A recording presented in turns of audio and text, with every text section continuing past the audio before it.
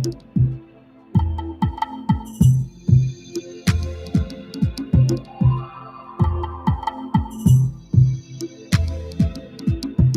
5 o'clock on October 13th. And I think just this format works well. I can see everyone on the participant list. So unless there's an objection, I'll just keep a roll call based off of who's currently on the call, and we can save some time and provide more time for the discussion for everyone. But I'll let the mayor go. Thank you. I call the meeting of the Ames City Council in joint session with the student government to order this evening on Tuesday night, April 13th, 2020. And it's allowed by Iowa Code. This meeting is being held electronically in light of the still being in part of COVID pandemic. So good evening, everybody. We always look forward to our session together with the student government. And Jacob, we haven't really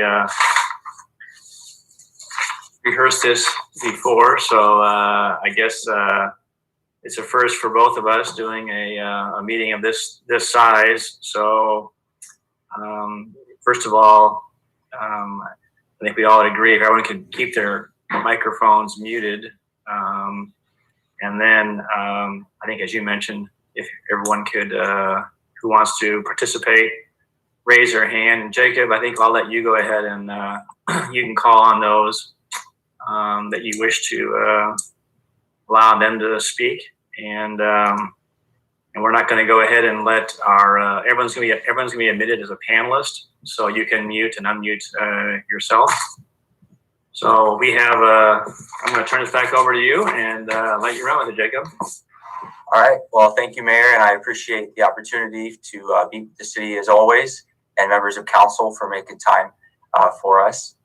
So I think we'll start with the 2020 election. We're allotted about 20 minutes for this discussion. So I think, is there someone from the city mayor that would like to present kind of initially about, what's going on within the city to promote civic engagement?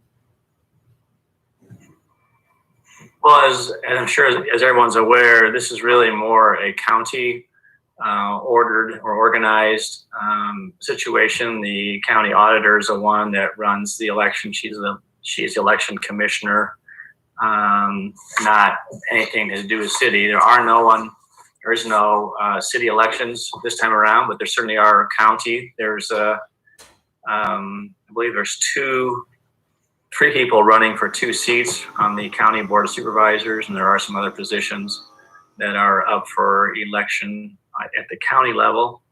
And then certainly the working the way up, we have a state representative, a federal representative, either Randy Feenstra, Republican, or I just drew a blank, sorry. J.D. Schulten. Thank you. J.D. Schulten, running as a Democrat. And then we also have a senator up. We have either Joni Ernst, Republican, or, I know I'm embarrassed. Teresa Greenfield, thank you. Yeah, I see her. I don't know, I should be ashamed of myself for not remembering all the TV commercials I see all the time, but Teresa Greenfield, a Democrat, running. So, and yes, it's very important. I mean, what a privilege we have in America to exercise the right to vote. And we hope that every student is already registered and is willing to go to the polls, and whether either an absentee ballot or in-person ballot voting. And but city elections and gubernatorial are off 1 year from federal elections, but the county supervisors are on this time around. So that said, we don't really, besides the fact that we're really encouraging everyone in the city, all residents, which we include students and non-students in that category, it's really important to get out and to vote. Unless you're registered at home, and then obviously you would either do it by absentee. So, I would open it up to any of the council members that wish to jump in and add anything else to what I just shared before I turn it back over to Jacob for any questions or further conversation on this. Mayor, I might just throw in quick if there are any students here or any of your friends who. Amber, you're muted. Sorry, did you hear any of what I said? Why don't you start over? Okay. If there are any students on the meeting tonight or any that you know who might be interested in working on election day, I know that the auditor is seeking people to work and encouraging younger people to work the polls. If you're able, I've actually worked elections for a number of years and will be working again this year. And just because of the pandemic and trying to keep some of our older, more at-risk population safe, they are in need of some younger poll workers. So if you have the opportunity to work, even for a half day, which is an option, you can work a morning shift or an afternoon/evening shift. I think that would be appreciated by the auditor's office. Amber, how would they go ahead and reach out and what?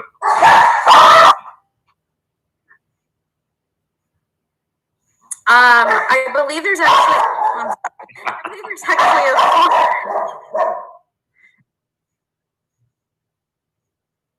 The wonders of being from home, isn't it? yeah, form on the Story County Auditor's website. Thank that you. To be a poll worker. Yes. Let me just add a couple things too. The early voting locations. City of Ames has early voting locations at the public library on the next few Saturdays in October from, I think it's 10 until 4 p.m. And there's also voting at the Sheeman building on campus next Monday and Tuesday from 9 until 4. And I think there's also voting at the Story County Department of Health building. What is that called? The administration building that's here in Ames. And you can also vote early by going over to Nevada. I'm working with the NAACP and the League of Women Voters to help with Get Out the Vote. And if any of you are particularly interested in doing some phone bank work, you can let me know and I will put you in touch with our team. And the League of Women Voters is helping out at all of these early voting locations where you can also drop off your absentee ballots in a secure location. So you don't have to go all the way to Nevada to do that or put them in the mail. You can go to Sheeman or the public library or any early voting location and drop off your absentee ballot. Lori, do you know, are there any polling places on campus besides Sheeman? I think that is the only one this year. Somebody could correct me if I'm wrong. We usually have a few different voting locations, but because of COVID, we're, as I understand it, we're limiting those locations. So Sheeman, I think, is it as far as campus is concerned. Thank you. All right, Jacob. All right.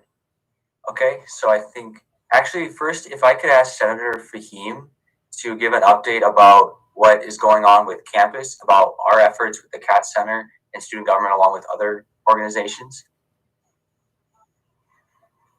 Yes, I would love to. Thank you.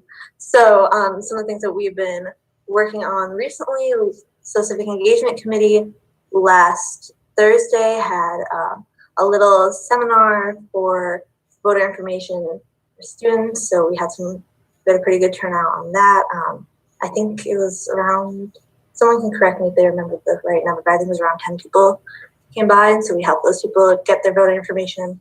Other things that we've done in the past, like gearing up for 2020, is we created the vote.ifc.edu website, which I highly encourage everyone to check out. If they have any questions about voting on campus, it's very concise. It has all the early voting locations, everything that you need to get registered to vote here in Ames, whether you're an Iowan resident or from out of state, and everything about how to get an absentee ballot and vote in person, the different methods of voting in person. We've also gotten voter registration forms and absentee ballots to be placed all around campus and in every residence hall on campus as well. And We've worked to get voter information posters in all the residence halls. And we're also working on getting excused absences for election day. That way students, if they have a class that day and they need to go vote, they can get that absence out and they won't be penalized for going to go vote. Yeah, Dawson, Abigail, if either one of you have anything that you would like to add, if I missed anything, you can jump on in. But that's basically what we've been working on, just making everything easier for students to vote this year. And encouraging as many students as possible to be voting here at Ames, especially. Because we gotta make sure that we get the representation here that we need. These students are living here, they'll be living here for the next few years. It's very important for them to feel a part of not only Iowa State, but Ames as a whole, as a vote here. Thank you. Great, thank you. And if anybody has questions for council or for us, please raise your hand or comments and I can go through the list, try and alternate between. Councilwoman Betcher. I opted for the old-fashioned hand raise. I was just going to follow up on what Seba said, which is it's very important for you to be active here in Ames. And so just as a side note, if you haven't filled out your census form yet, you can still do that and tell your friends to claim Ames on the census as well. And there was something else about the voting that came to mind when she was speaking too, and now it has completely gone out of my head. So I will back off and let somebody else talk. Senator Schulte. Yeah, so I just wanted to bring up, obviously November, we've got that big election. Everybody is going to try their hardest to be engaged in that election. I was wondering if council had any ideas on how to promote engagement in future elections. We always see that really low turnout rate among students in our local elections in March and June and August. And I was wondering if you guys had any ideas on how to continue to make sure that students and citizens of Ames vote in the future. We still have the rest of the election cycle after November.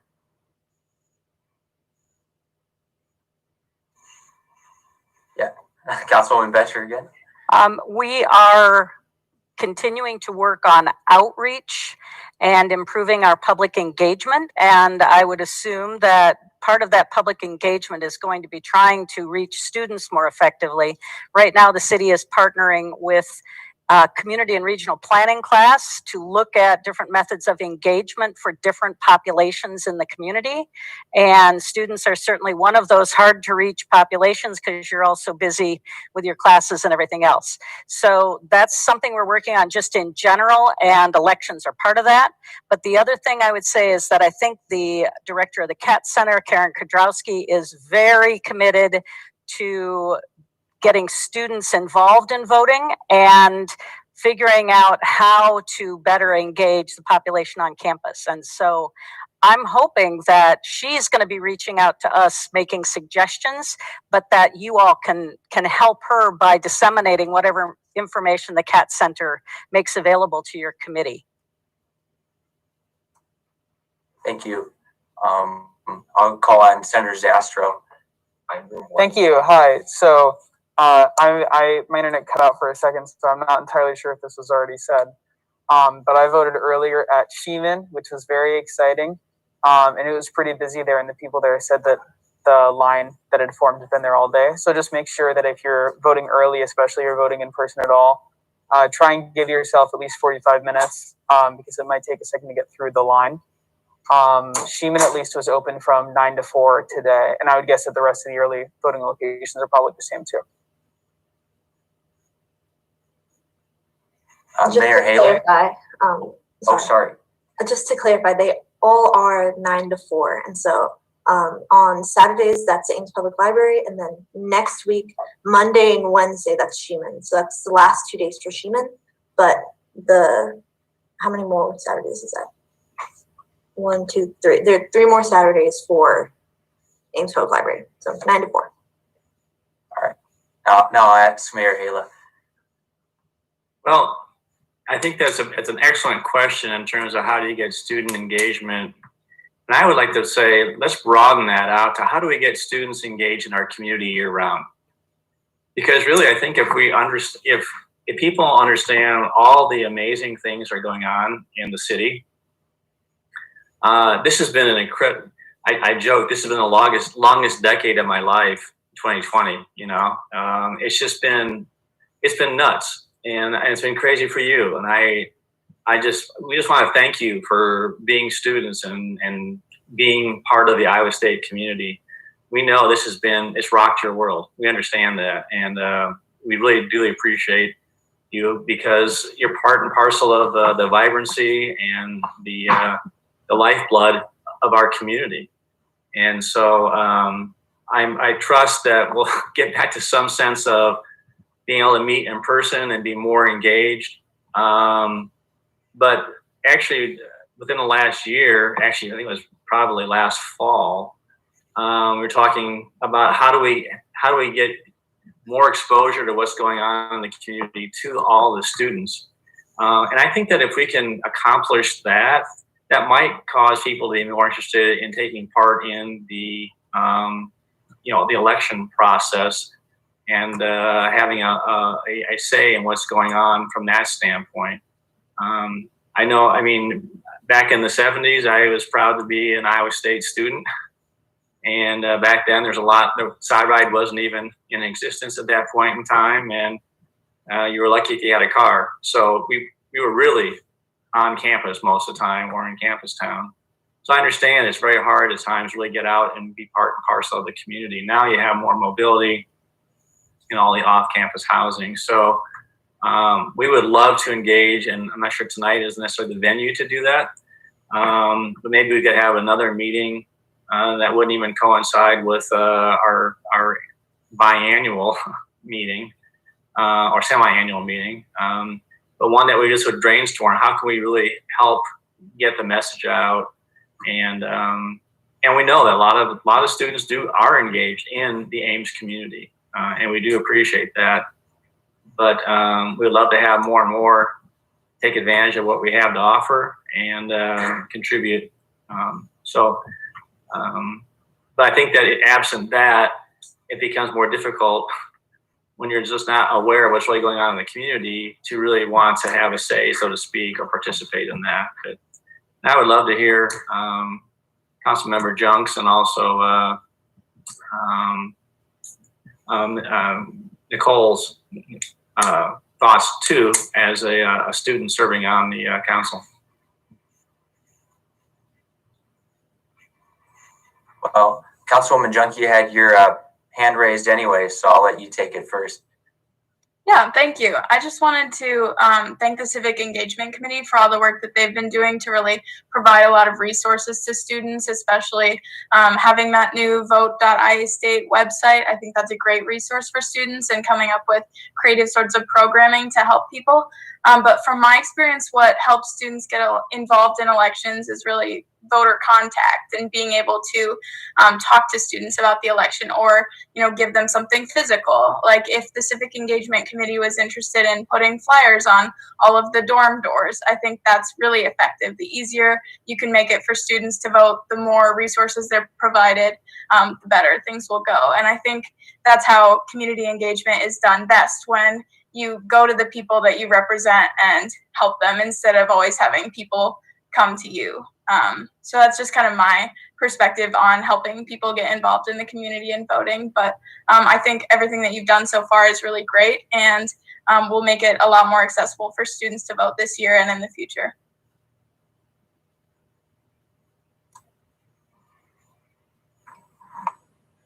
And I'll call on Nicole to kind of ask, how can we engage the students with the city more?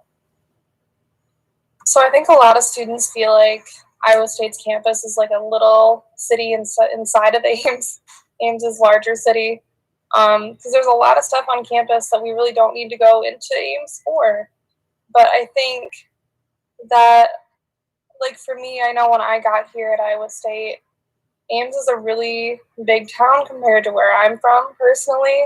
And so like going around to all these places was really intimidating.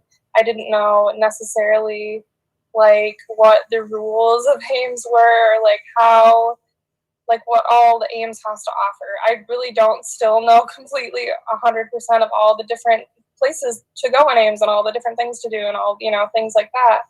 So I think just informing students of everything Ames has to offer, because I don't think a lot of students are going to really do that research per se on their own of what is all in Ames. So I think just making that really available to students, just to know what they have to do here and everything that's available to them, because there really is a lot here in Ames.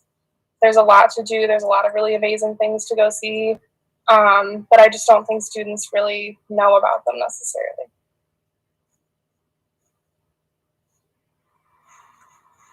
Okay, well, I think that's a good end for our election segment. I will try and remind what Councilwoman Betcher said about the census. I was employed by the census for a little bit as an enumerator, and I'll tell you, it's really hard to get the correct censuses filled out for students, just going door to door. So help everybody out, fill it out on your own, and make sure you're counted. Just as long as voting, that goes a really long way to helping the community. And you don't have to choose either or on that one. You just write down information about yourself. So hopefully it's a little easier too. So we'll go on to the COVID-19 discussion. First we talk about the importance of student engagement and prevention. So I think I'll ask President Fritz to talk about, what we've been doing on campus for students and where we think successes lie and kind of the experience with that. Yeah, hello everyone. So as far as campus goes, all summer long I worked on the academic continuity work group, which was the working group that kind of set up how classes would go and how people would be kept safe in the classroom environment. And so a lot of mitigation efforts have been done on campus, including social distancing in classrooms, capacity limits. A lot of stairwells and hallways have one-way signs so that people are going in the same direction and not passing within 6 feet of each other. In addition to classroom setups that place the instructor farther away from students when possible. So as far as like physical changes on campus, a lot has been done to mitigate the spread there. Additionally, there is testing going on obviously through at Hilton Coliseum. Recently, they implemented randomized testing. And so a statistically significant number of students have been contacted to take part in that random testing, just so we can measure the asymptomatic cases within campus. And student government helped provide some funding for incentives and, kind of carrots to get people in there and get tested.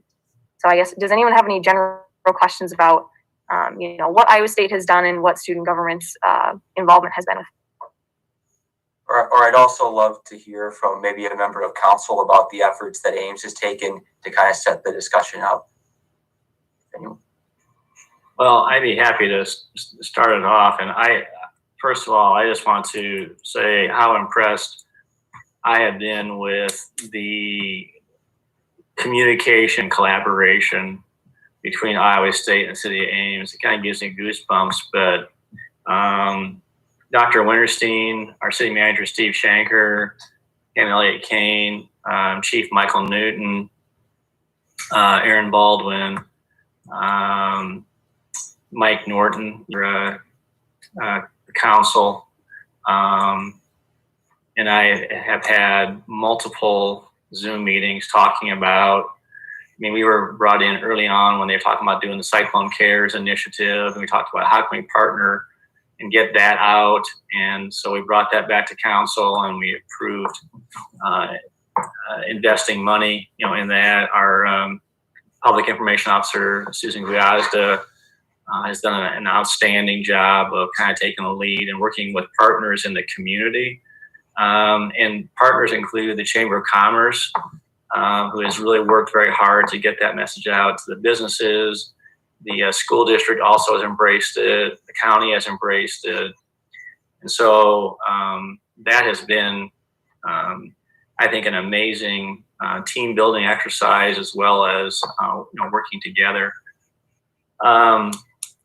Starting in late March, the mayor of Nevada and I just kind of noodled on the idea of how can we get all the communities in Story County together. And so we actually organized a meeting hosted by Story County Emergency Management.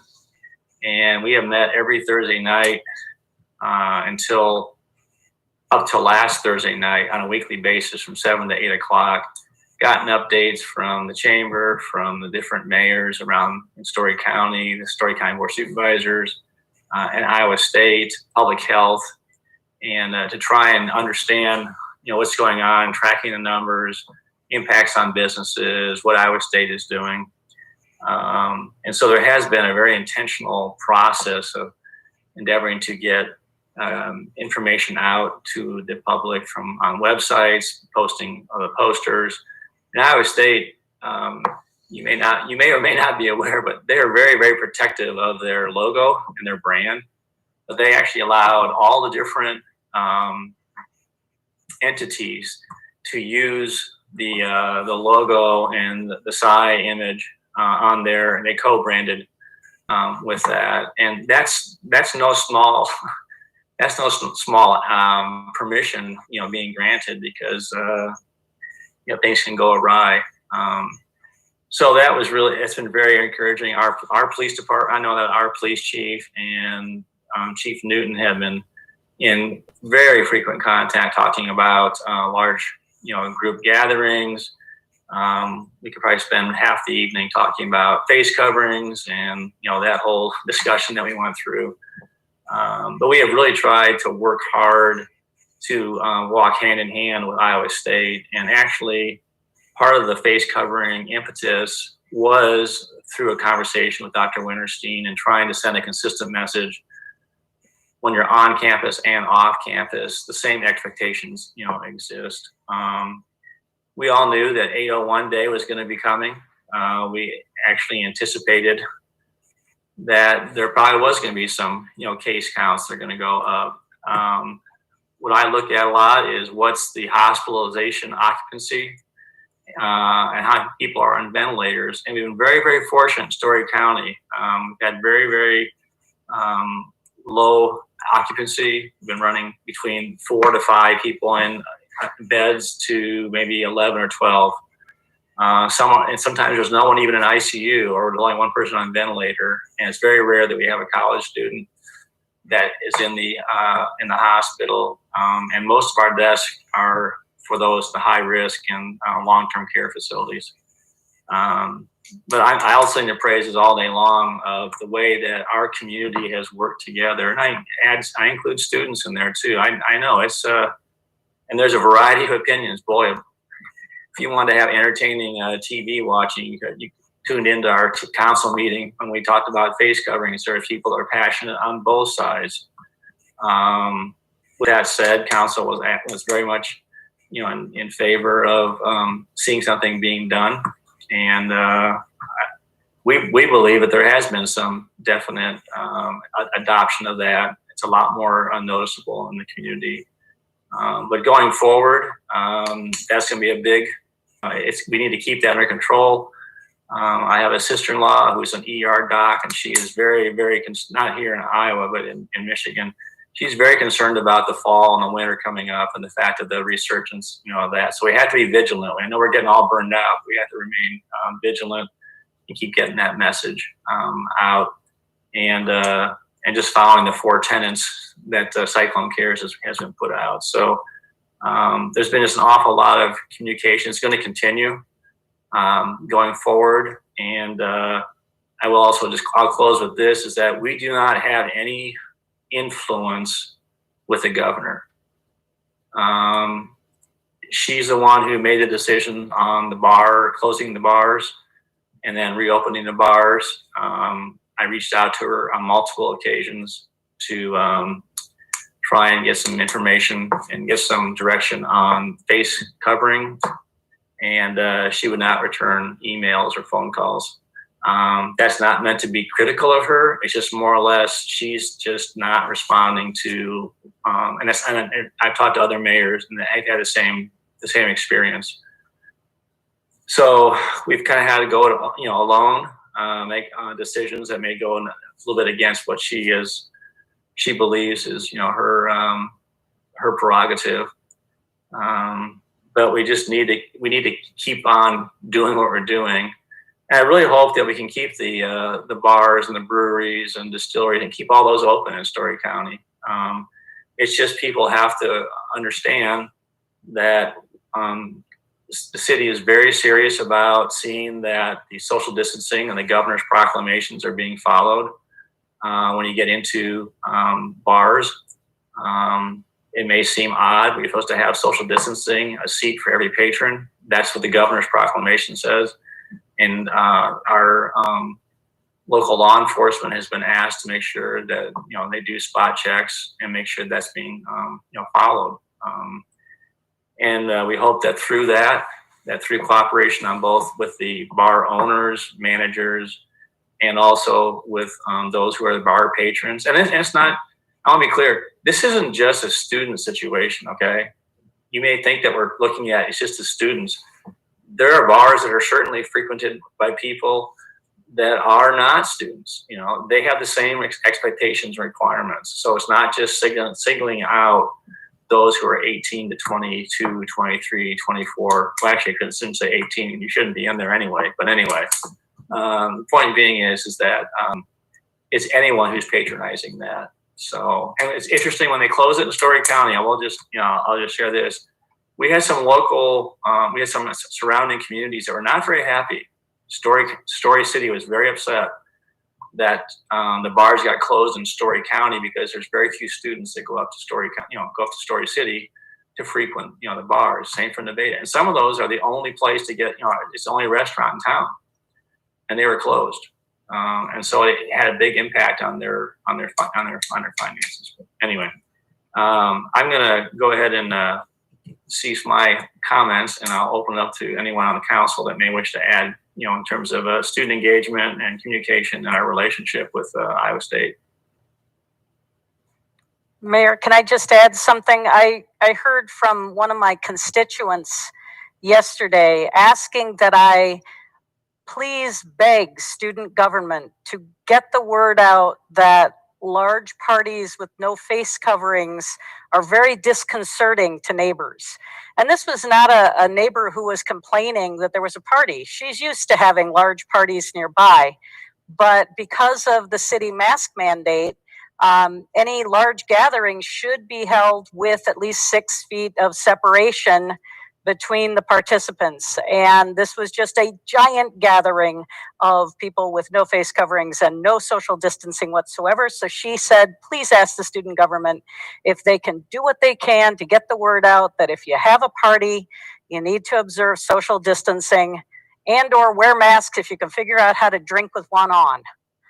So that's the message there. And I also think we just heard that the Story County Board of Supervisors has now approved the Story County Board of Health's mask mandate or face covering mandate. I don't know when that's actually going to go into effect, but it's essentially the same as the mandate for Ames. So this will make it countywide, and there is no penalty on either that mandate or the city mandate, because we're hoping that people will do what's right.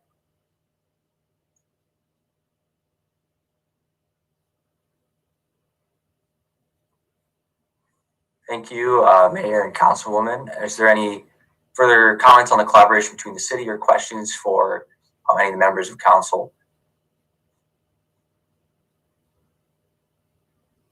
Oh, Edvate? Sorry, I couldn't figure out where the raise hand function was. So I did hear about the mandate being not having any penalties attached to it. And I was just wondering if the city has any data on the sort of compliance we're seeing, and if I do understand we're all hoping people will do the right thing. I'm just wondering if you have any data that can tell us whether or not that's actually happening. Well, look at our city manager and see if he can offer any input based on conversations with law enforcement. Steve, do you have anything you can add to that?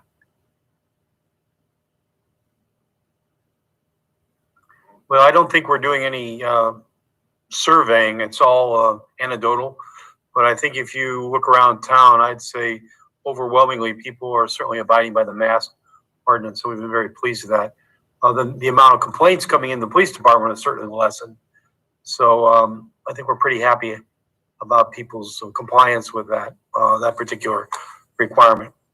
And I don't believe we're having as large parties like we had at the beginning of the years. And these aren't just student parties; these are large gatherings at any person's home. So I think people are trying. Even large gatherings like the football. I went to the football game the other day, and everybody was in compliance, and they were separating. So I think everybody understands the severity or what's at stake here, and is trying to cooperate as much as possible, and still have as normal a life as they can possibly have too. Which we want to encourage people to have fun too, because these are trying times and stressful times for everybody. So I think we can do both. We can still have a good time, socialize, but practice the steps that we're suggesting. Sounds good. Thank you. I will just add also that if a resident in Ames does call in a nuisance party to law enforcement, and they go out and let's just say it is being hosted by some students, those students' names are turned into Iowa State law enforcement and administration, and I think you're probably aware there has been some action taken on some of those students. So we are complying with, we're not taking any action. I mean, if there is a nuisance, if there's a nuisance violation occurring, that will be dealt with if it violates the City of Ames code. However, we have been asked to turn in names and addresses of people who are hosting those parties, and then that action then ends up being taken by Iowa State administration. So we're taking that seriously, as we are in terms of the bar, distillery, and other large group, gathering. And that, as City Manager Shanker said too, that also goes for tailgating that may be occurring in non-student homes also. So this is being applied universally, not just to a certain demographic. Councilwoman Betcher?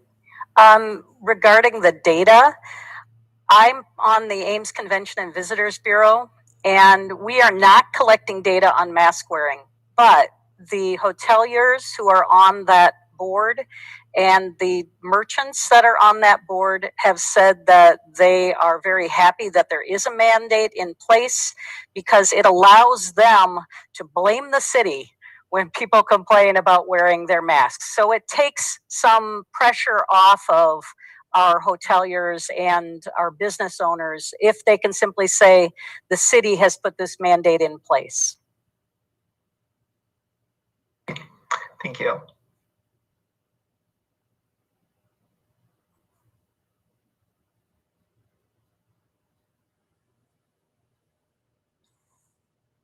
Is there anybody else?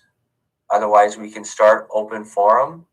So if you have any topic, anything at all, please just raise your hand, and I'll try and call on you, and we can alternate between city and student if we get a bit of a line going. But Jacob, could I? Yes. I think something that's really important. If I could start off. One way to get student engagement is there are opportunities for students to serve on city boards and commissions. And we talked about this every time we meet. And right now I have an immediate opening for a student renter on what they call the Property Maintenance Appeals Board. And I need some help to find someone to appoint. And actually the city, I would interview the individual or talk to the person on the phone. And then that comes to council. I would recommend the name, and then council has to approve that. And it's an ad hoc. They meet as needed, and sometimes they may not meet for months. Right now it is being done electronically. But what it is it's a very interesting cross section of large property. There's a large property manager on the commission. There's a general contractor. There's several people who own homes. There's people that have to be a long-term renter that's a non-student. There's a position for a student renter. There's also a small property manager also. They're trying to get a cross section. And so what they do is if a property owner, and the situation we have right now is there's a property owner who has a rental and the garage doesn't quite meet the building code requirements to qualify for a parking space. And so they're appealing the building code officials ruling that no, you can't count that as a parking space because it's 1 foot too narrow and 1 foot too short. And so they hear, the staff actually prepares reports. They give background information, and then this group gets together by Zoom right now. Otherwise, they'd be getting together in person. And they talk about it, and then they vote, and then that vote will then go ahead and stand in terms of the, and it may overrule or it may affirm the building code official. And it's really a very interesting way to get educated on building codes and the operations. What is nice is that it's not a huge time commitment. We're not talking about 10, 15 hours a month. Maybe we're talking about 1 hour a month sometimes, maybe it's 3 or 4 hours a month. But there may be a little run of times where they have to meet, and there may be times where nothing goes on, for a few months. So, and the only qualification is you have to be a student and you have to be renting off campus. So if any of you are interested, I would love to hear from you. My email address can be found on the website, or you can go ahead and get information to Nicole, and she can get that to me. And the sooner we can do that, the better. And if none of you are interested, that's fine. If you know someone, a friend or someone who would be, a good, and they need to be objective. We're not looking for someone that's trying to, take it to the man, so to speak. But I think it's educational, and also you'll see some pretty interesting inner workings with what's going on in the community. So we'll look for 15, 20 people applying for that, and we'll have this knockdown drag out to see who get their points. So how's that sound? So. And Mayor, is there a website with information for the other boards and commissions that students can apply to? Absolutely. And Nicole, can you forward that on to Jacob, give them the hot link, and they'll take care of that. The other thing I might be interested in is an update on Welch Avenue, how that's going. And I asked our city manager if he could give us a little quick update. He did send something out to us, but Steve, can you share that with us?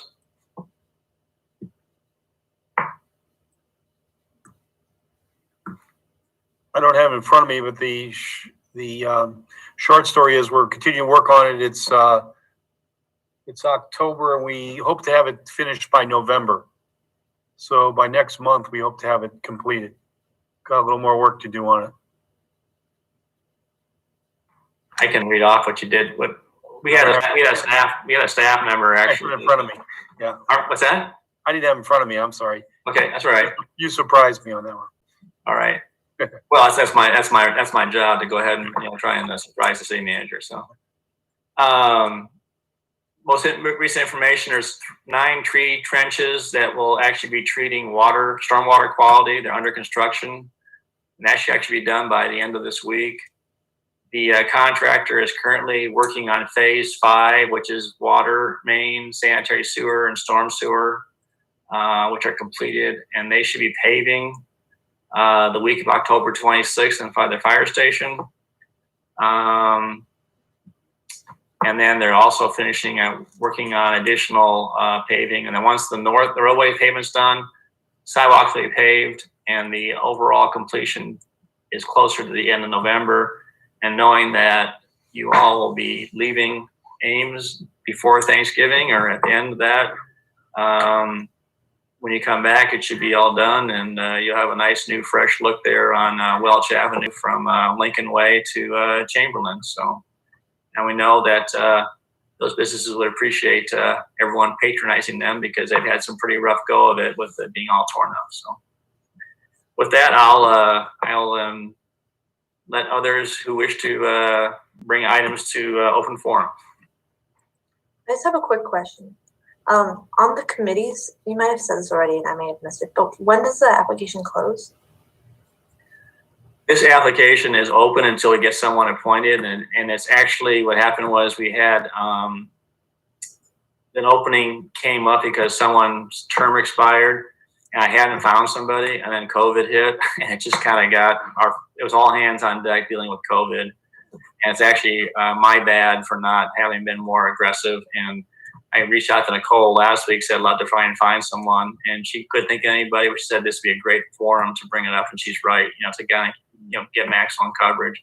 Typically, Seba, what happens is that in January is when the openings, you can start applying for positions for different boards and commissions.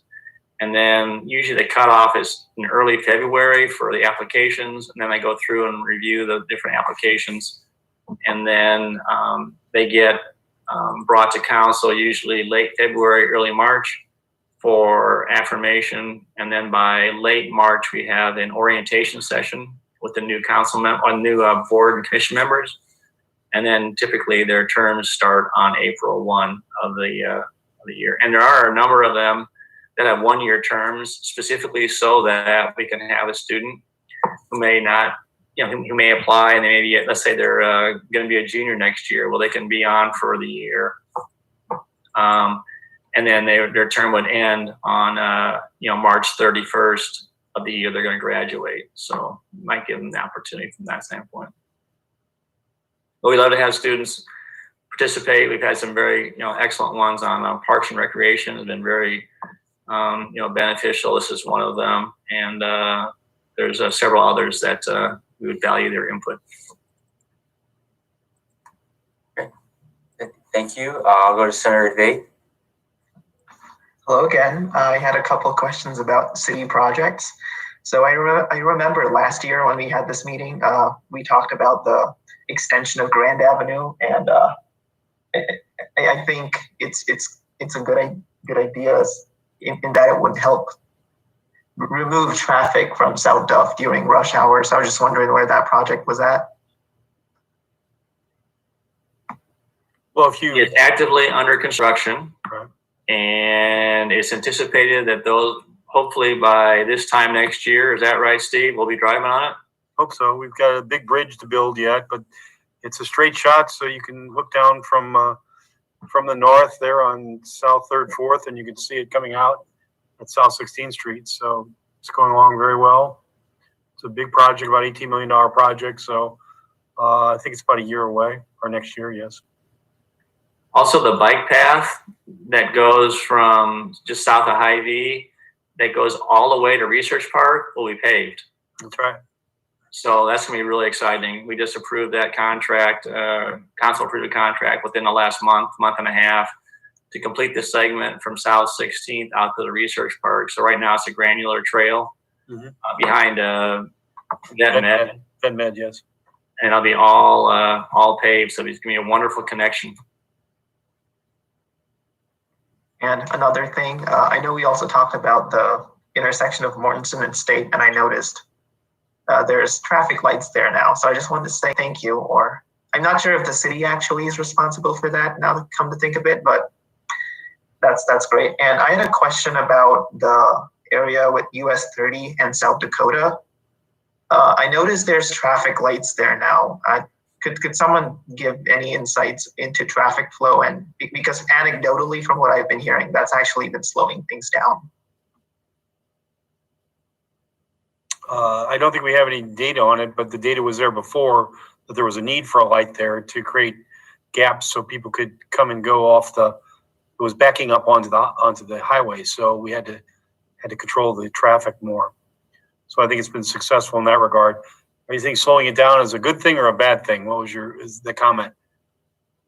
I suppose most of the people I talked to have used the intersection during non-rush hours, so I think that's where they're coming from. They get frustrated, huh? Yeah, having to wait for the light to turn. But I do understand during rush hours, the backups. Yeah, I didn't think of that. Thank you. Yeah, sure. Actually, some of these are honestly DOT driven and in cooperation with the city. As Steve mentioned, they want to make sure they eliminate that backup onto Highway 30. And Steve, there's actually going to be stoplights put on Dayton Road are at the Dayton Road exit. There's going to be some stoplights being put in there in the long-term plan. In the long-term plan. Yeah. So again, it's because of the potential backup on US 30 that would cause a hazardous situation for vehicular traffic on the state highway. Senator Zastro?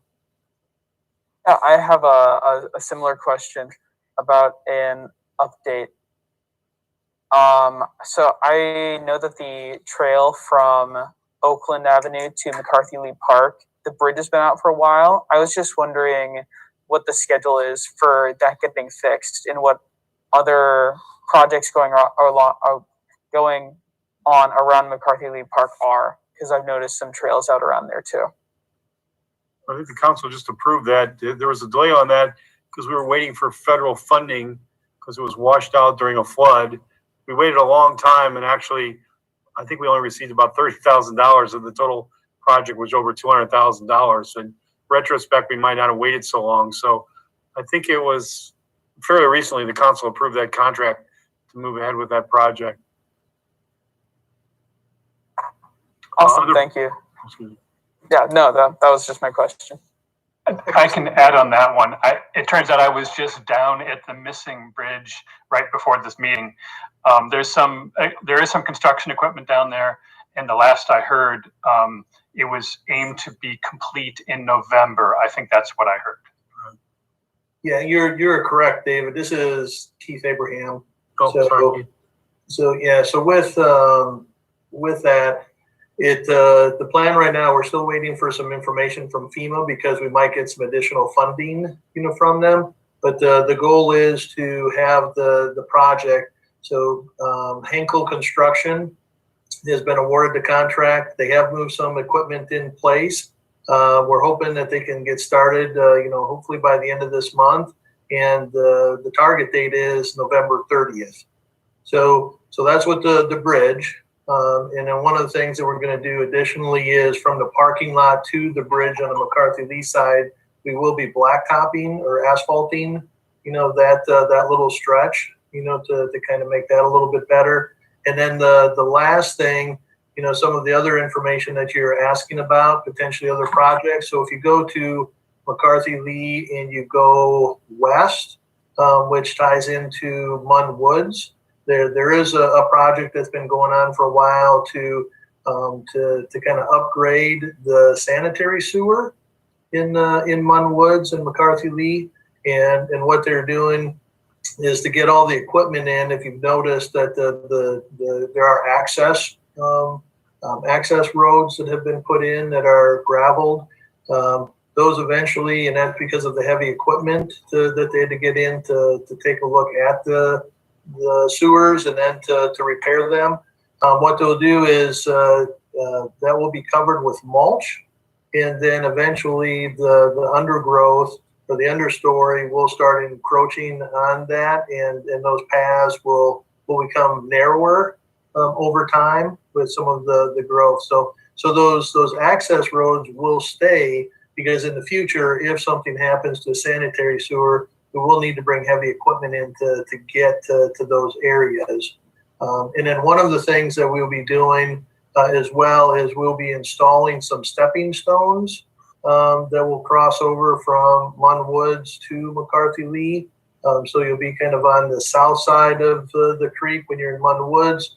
You'll take those stepping stones over to the north side of the creek, and then you'll be into McCarthy Lee.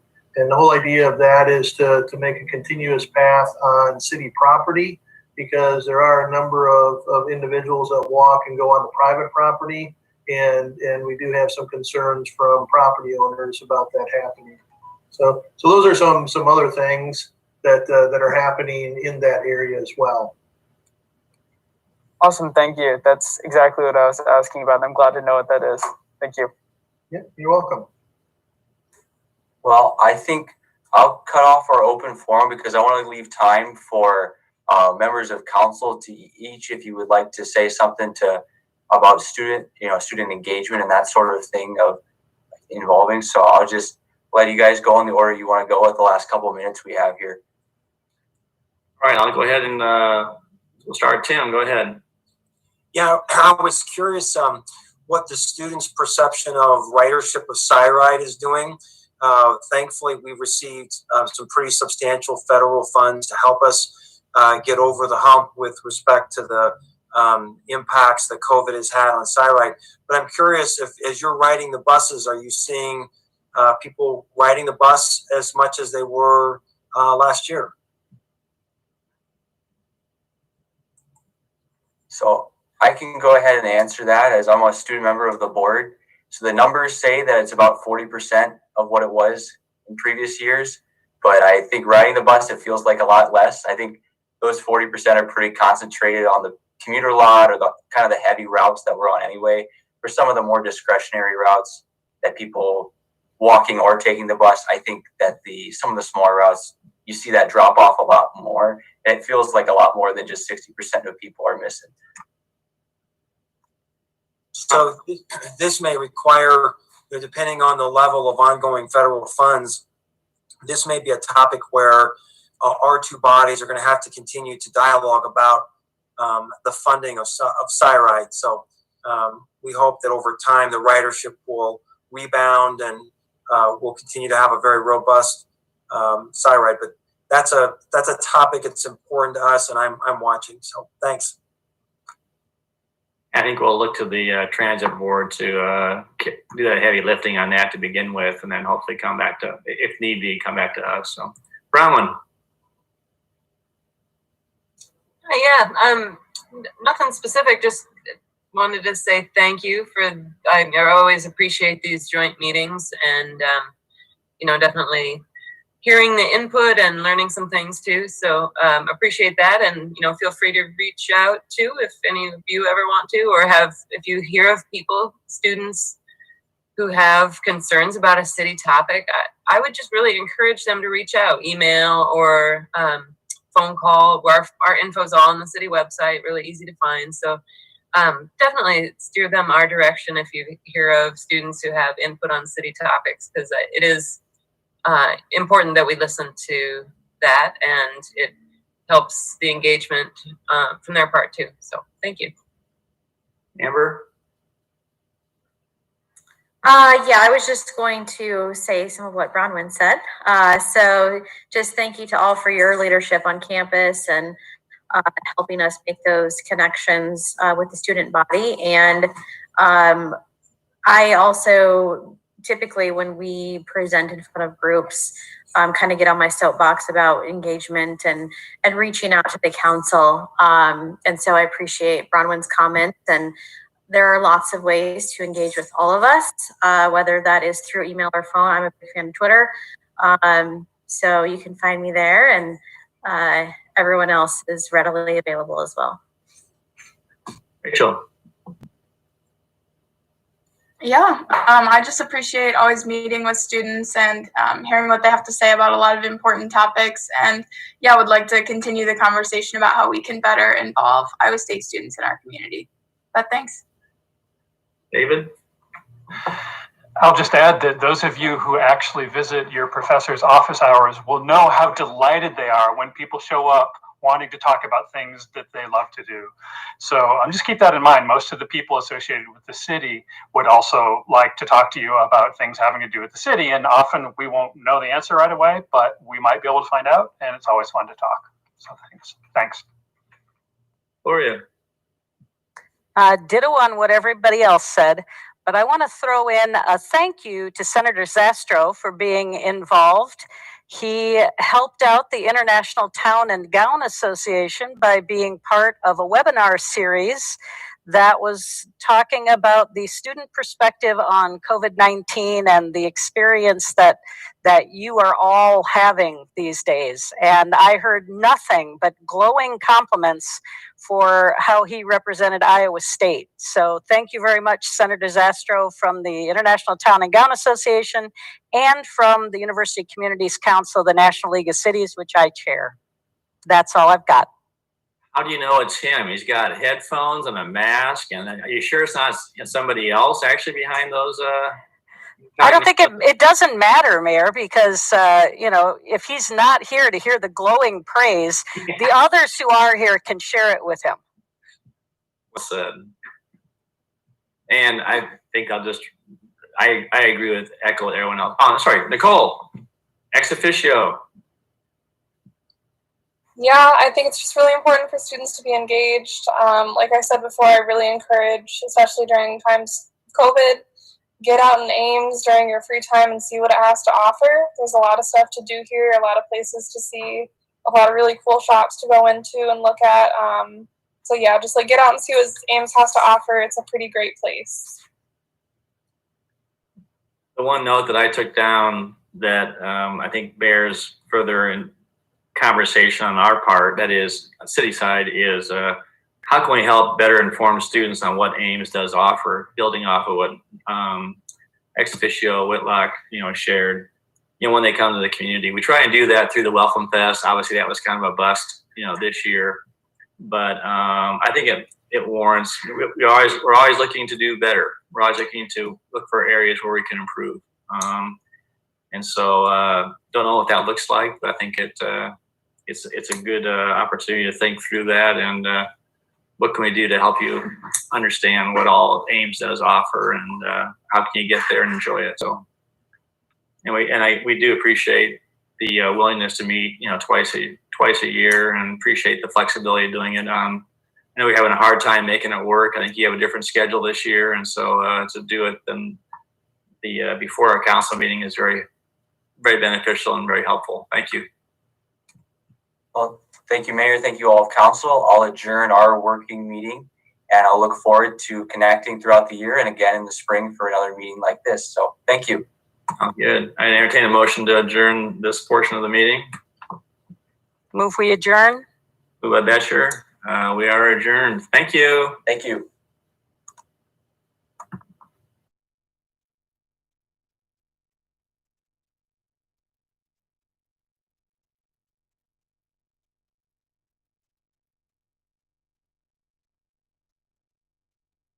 Minutes for the panelists to be reset by staff, and then we'll go ahead and move into our council meeting.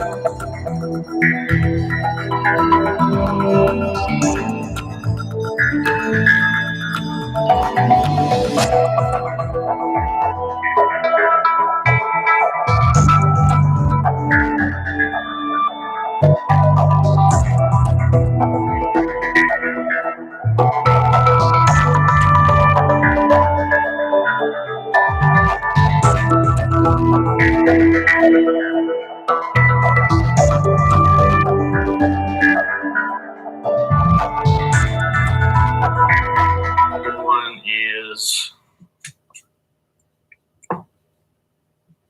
back and ready to go.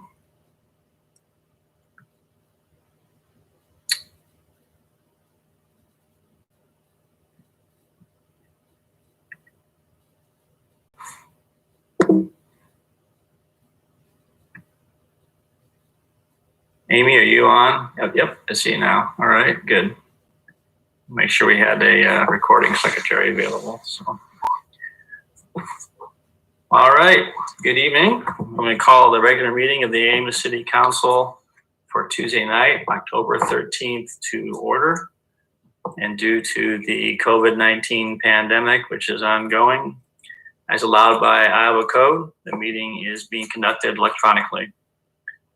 And those who wish to participate on the Zoom meeting can go to zoom.us/J/826-593-023.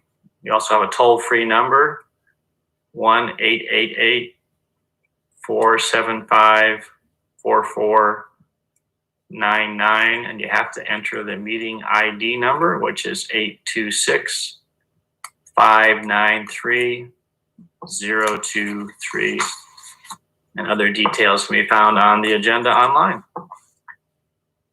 Good evening, Council. We're going to go ahead and get started with consent, and I just want to draw your attention. We are working this evening from an amended agenda, and the amendment is item number 34, resolution approving plat of survey for 235 Alexander Avenue has been added to the agenda. With that, does council wish to pull any item from consent this evening? Otherwise, I entertain a motion to approve consent as amended.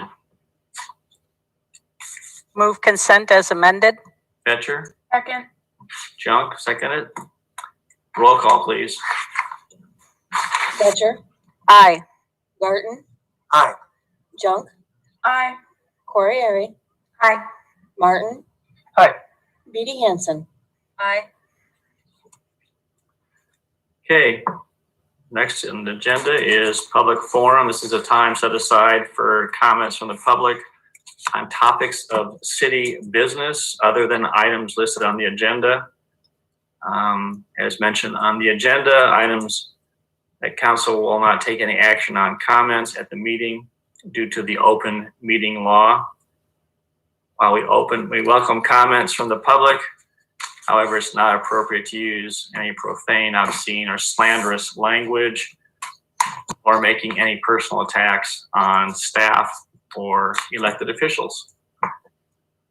With that introduction, is there anyone who is showing an interest by raising their hand to address council this evening? No, Mayor, there is not. Seeing none, we're going to go ahead and close public forum. Move on to item 36, staff report regarding guest lodging.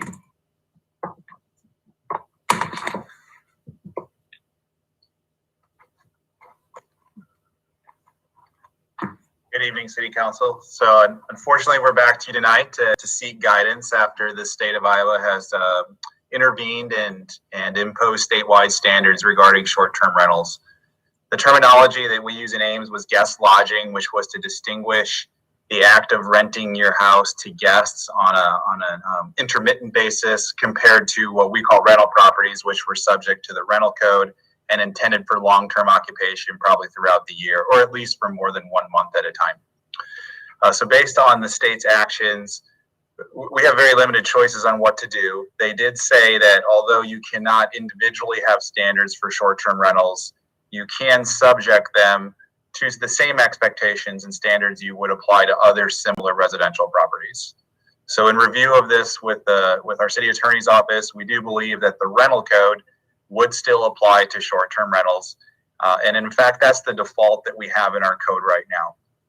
When we adopted guest lodging standards, we carved out an exception for certain types of guest lodging that said full rental code compliance wasn't required if you had sought these permits under the guest lodging chapter.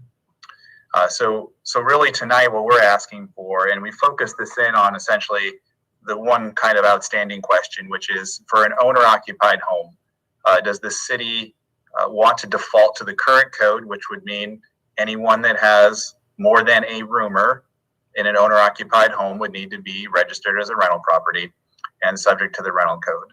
The other two options that are described in here are just permutations of what exception might be acceptable to the city to have less expectations on an owner-occupied home for a very limited set of short-term rentals.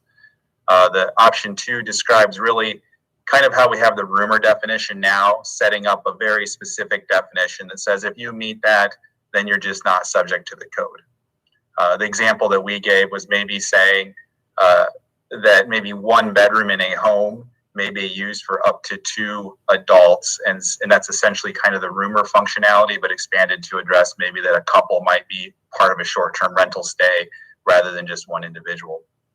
The other option 3 is a little bit more of a little different, and then we're trying to, we think, be consistent with the state law and allow an optional path for a rental property that was willing to subject themselves to the guest lodging code and its limitations, exemptions again from the full rental code. That's not really spelled out exactly in state law, but we think in this case what we're doing is we're giving you an optional path to be accepted from other standards, rather than raising standards or holding to someone to a higher bar. So it seems that that would be compatible with the state law as an option as well.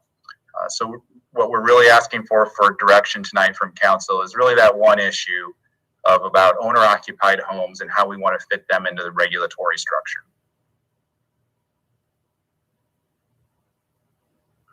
Okay. So with that, yeah, any questions from city council, any comments and discussion? Kelly, do we have a sense of what other communities are doing with respect to this? The only community I reached out to was Des Moines, and they have not moved forward. Des Moines had a more restrictive code than we had, so when I reached out, they had not decided how they were going to proceed with updating their standards. Kelly, is it the case that if we did nothing, that all of these rentals, the short-term lodging, would just simply fall under the rental code? Yeah, so this is how it would play out. We had roughly 24 property owners get different versions of guest lodging licenses last year during the first 6 months of the year. So the way the rental code is structured is that if you have a guest lodging permit, you're exempt from the rental code. So all of those people would continue to be exempt from the rental code while they have that permit. But when it expires, whether that's January, February, March, April, May, or June of next year, then they would need to come into compliance with the full rental code. And anybody that would apply today, any new application, would be told, yes, you need to go comply with the rental code. So in one way, those permits are acting like a grace period if we did nothing. Yeah, for those 24 or so that have one, yes.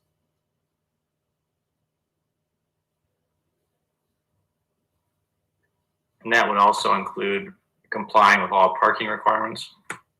Well, actually, yeah, so guest lodging actually had higher parking requirements than the rental code. So that was one of the few things in the short-term rentals that had a higher expectation than just a normal rental code.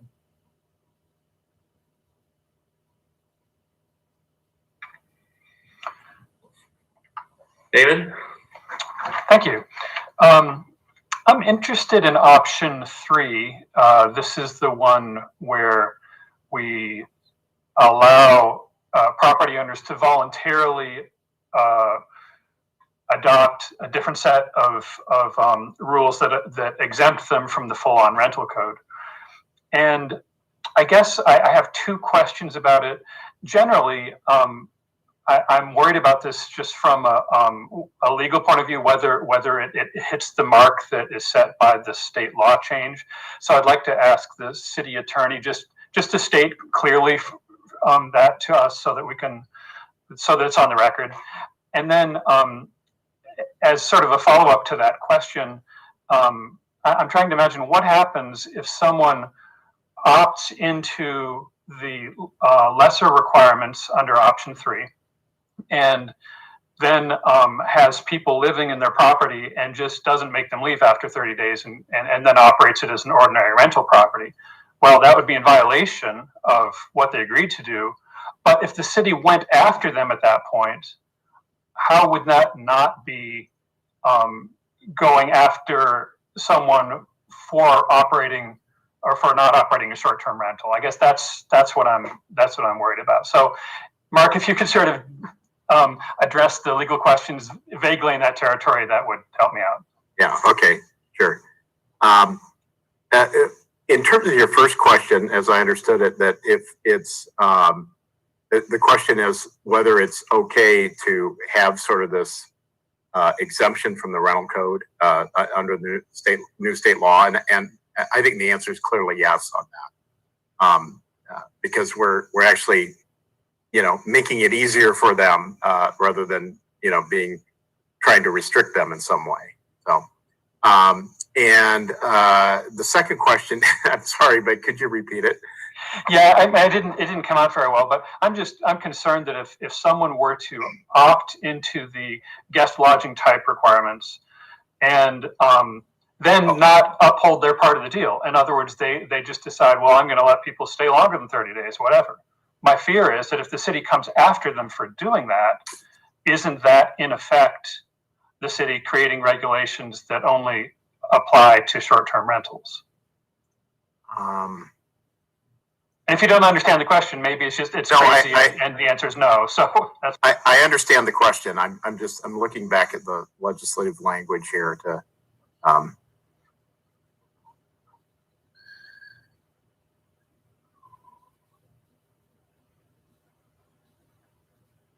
Yeah, I think that's maybe a legitimate concern, because essentially at that point we'd be coming after them, sort of enforcing something that would be unique to short-term rental that, and that's exactly what the law tells us we can't do. So I don't know, Kelly, do you have any thoughts on that? And we have to think that through a little bit on exactly what type of exception did we give them? Like, really, it's an exception from the rental code. So are you violating the rental code would be the question. Right. Not are you violating Chapter 35? And how we distinguish that exactly, I guess, until we understand what we're permitting, I'm not sure how we would answer that. Yeah, and if we're saying if you violate that, then you're subject to the rental code, I would say that's not a problem, because then we're simply treating them like other rentals in the city. So, and to be clear, I think the only thing we're talking about here is the 2 versions of owner occupied, which one was called hosted home share, which meant that you were living there and you had guests that you were allowing to stay in an unused room while you lived there. The other version was called just a home share, where you may not be present. Let's say you rented your house out for a week in the summer or over the weekend and you weren't present at all. But there was a restriction on the number of days that you could do that. So we're talking really just about two types of owner-occupied housing. Anything that the owner does not live in would absolutely be in compliance with the rental code at all times. That's how it is currently. So if you had what we call the vacation rental, which was an absentee landlord situation, you already had to comply with the rental code, so there's no change there. It's really this nuance of the owner-occupied exceptions, rumor, enforcement of how that would work. Okay, so and what, if I could ask one follow-up question, just to confirm that you're not asking for any action that needs to be taken to fix bed and breakfast establishments, right? You feel that that's okay, or as close as we can get it at this point? Yes, bed and breakfast establishments aren't covered under this language that the legislature passed. Traditional bed and breakfast. There's a separate definition in the Iowa Code of bed and breakfasts, and some regulations that they have some of the same regulations as hotels, and they're exempted from some of the regulations of hotels. So that they're a separate thing. I don't think that's what the legislature meant when they were passing this law.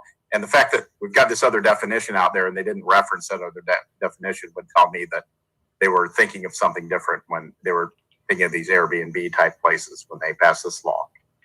Thanks. That covers my questions. Yeah. So when we do make changes, whatever edits we're going to make, we will go back to keeping bed and breakfast in the zoning ordinance, but essentially treating them the way we always have. There's still they'd be a special home occupation is what they had always been in the past. Tim, do you have a question? Yes, two questions. The first, and this is sort of complicated for us to think through. I actually think that our landlord-tenant statute provides great protections for tenants, and so if there was a default back to that, I think that provides good protections for tenants. So I'd like to, if maybe Mark, you could speak to how the relationship changes where the Iowa landlord-tenant statute kicks in as a default. I don't necessarily know that's a bad thing. And then the second thing we haven't talked about is on the enforcement side.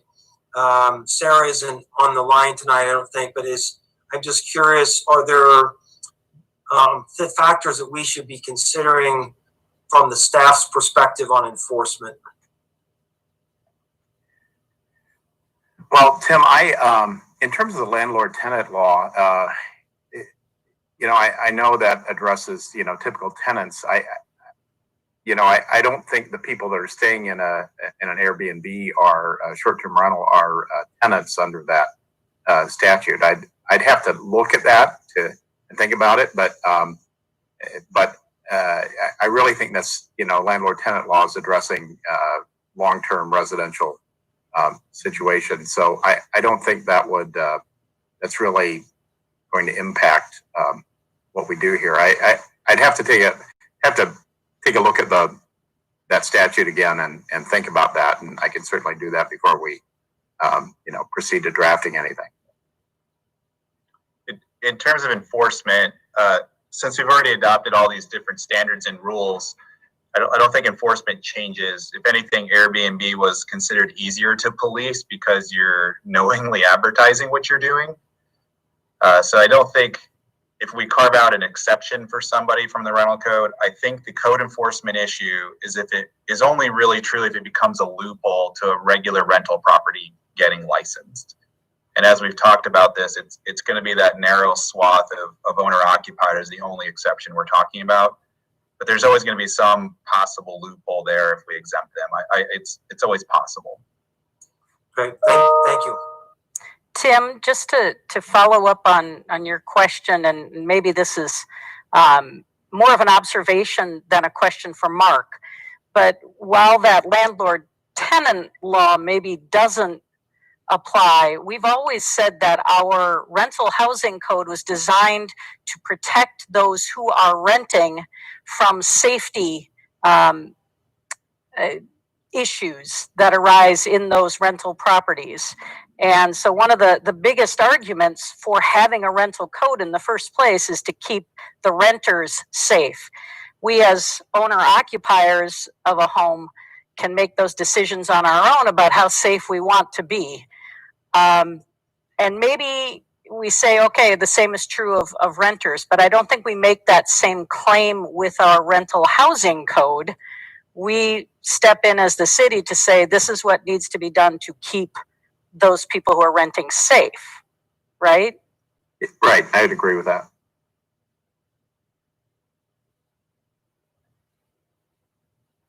So if that logic was applied, which I was make the same point, Gloria, and that is what we're trying to accomplish here is just protecting those who are actually the renters.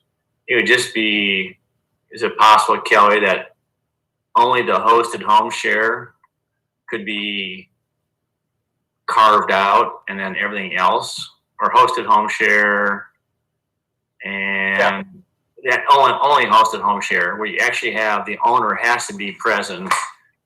Then you have essentially, if there is a fire, you would have people that could somehow, or emergency, people are actually there to help the people evacuate the house or take care of them. Everything else is that they could be there by themselves, and so consequently, it would seem to be for their protection, life safety protection, property protection, that it falls more under a rental. Would that be an accurate summation? And Mark, please weigh in too on that. Yeah, I think in terms of, like, back to Tim's question about enforcement, I think the home share was always the one that was the hardest one to monitor in terms of its 90 days of guest stays and when was it really a rental or not. The hosted home share definitely fits more in the vein of the owner occupied exemption that's in the rental code now, assuming that to lease it. I think you could separate them out. You could choose both or you could choose one.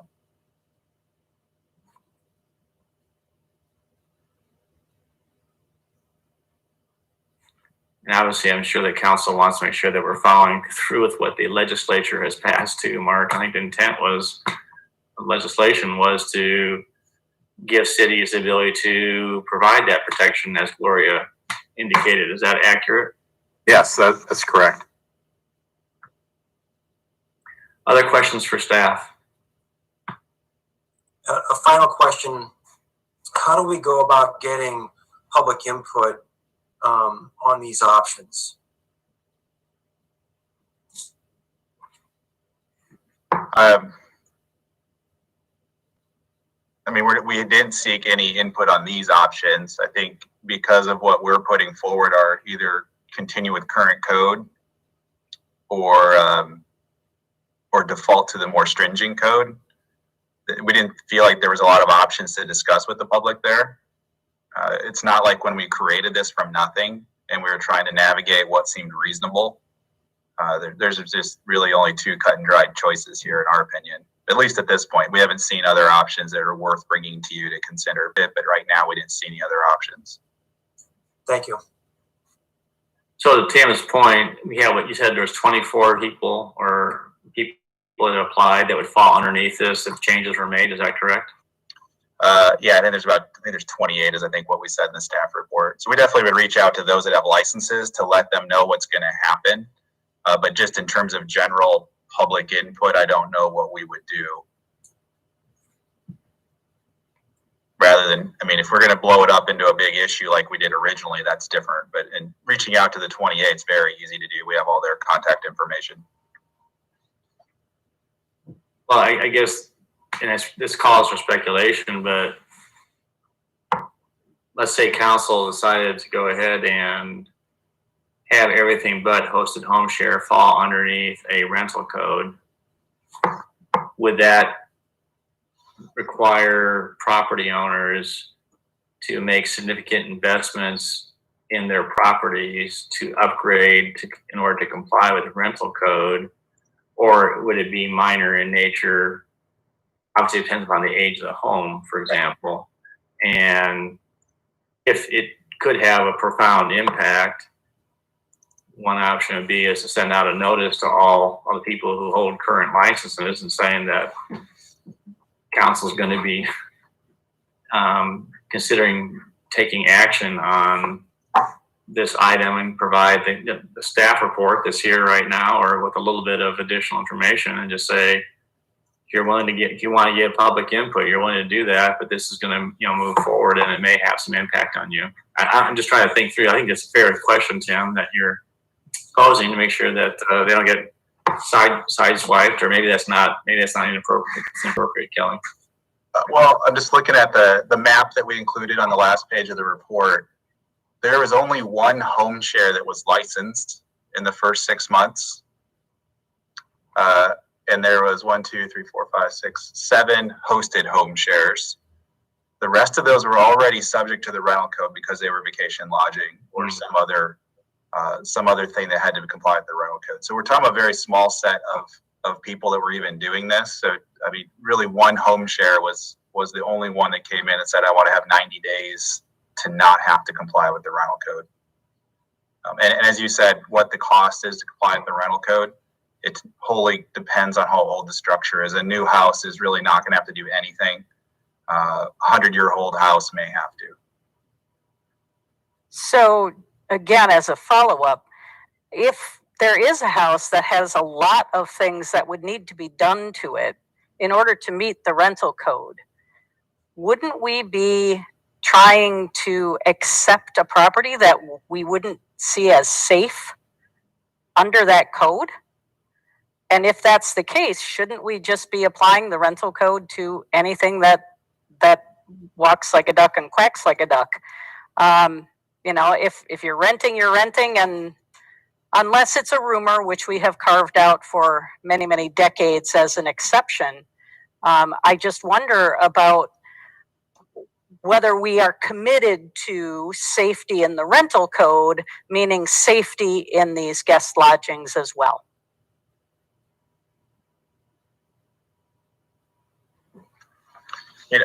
I mean, I can't quite judge that comment because I think that's for your council members, but just based on what we adopted Chapter 35, we already did exempt under the hosted home share full compliance with the rental code. So we I think I voted against it, so that's possible. That's where I'm coming from. Yeah, so I think that's a question for your fellow council members if you want to carry that exemption forward or not. I think the home share one, where you had 90 days of exemption with no one present, it was quite a bit different than the others.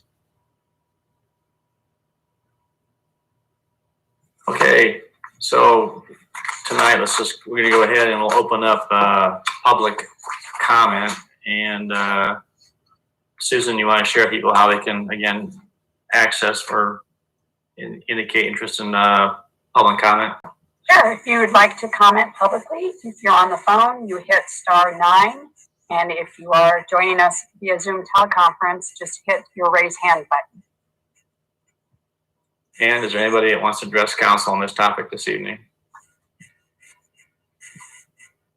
Mayor, I do not see any hands raised. Okay, we'll close public comment on this item. Council? I would like to move option 3. Is there a second? Second. Seconded by Corey. Discussion.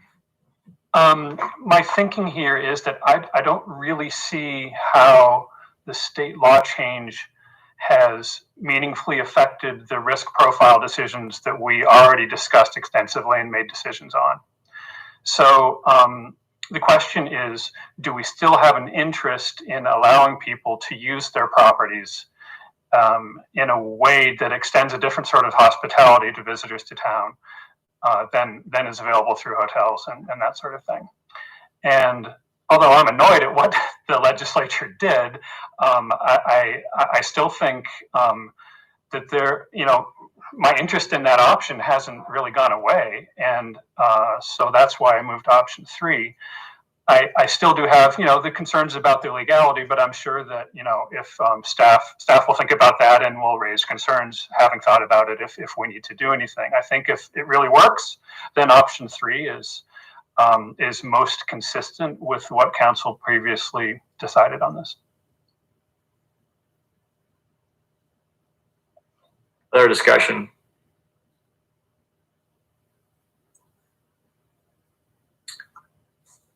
All right, hearing none. Those in favor of the motion say aye. Aye. Aye.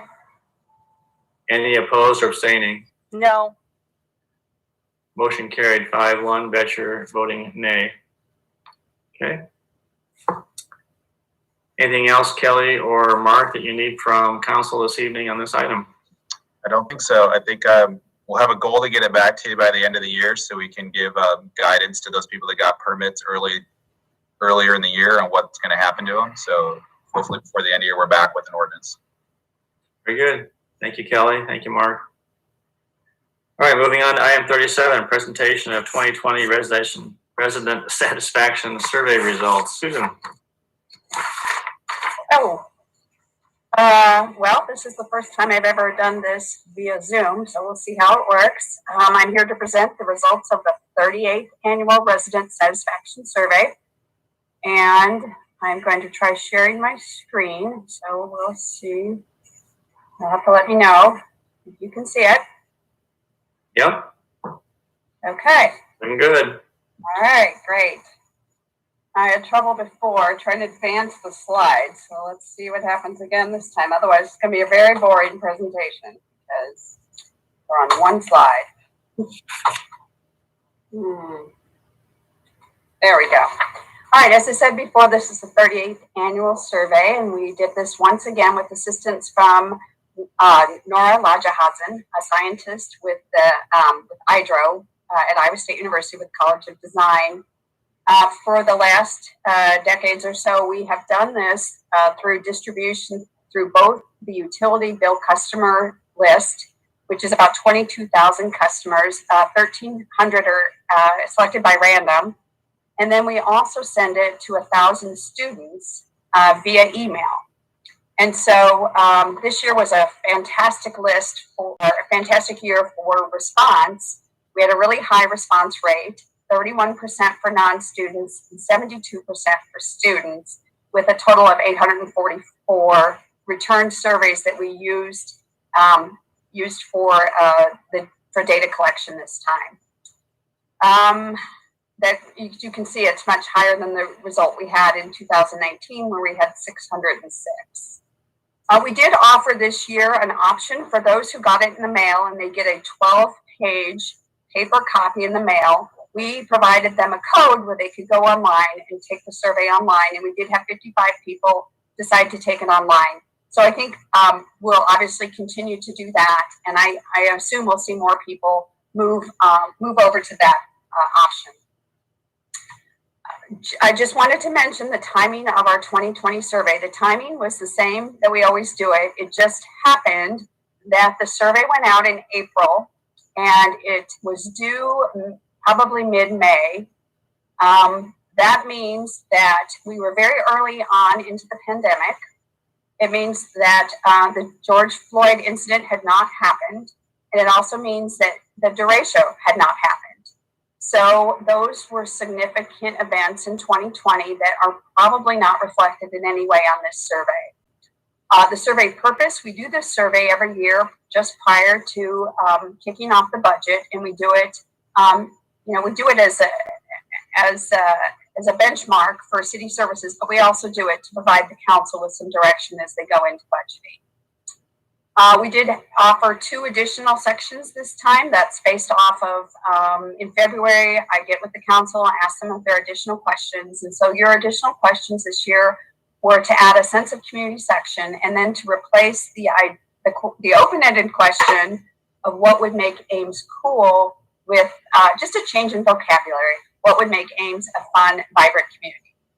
And as soon as I present this to you tonight, and I do have some additional edits to make to the survey, I will place it in its permanent home at thecityofames.org under the city manager's page, where you can find several years worth of surveys.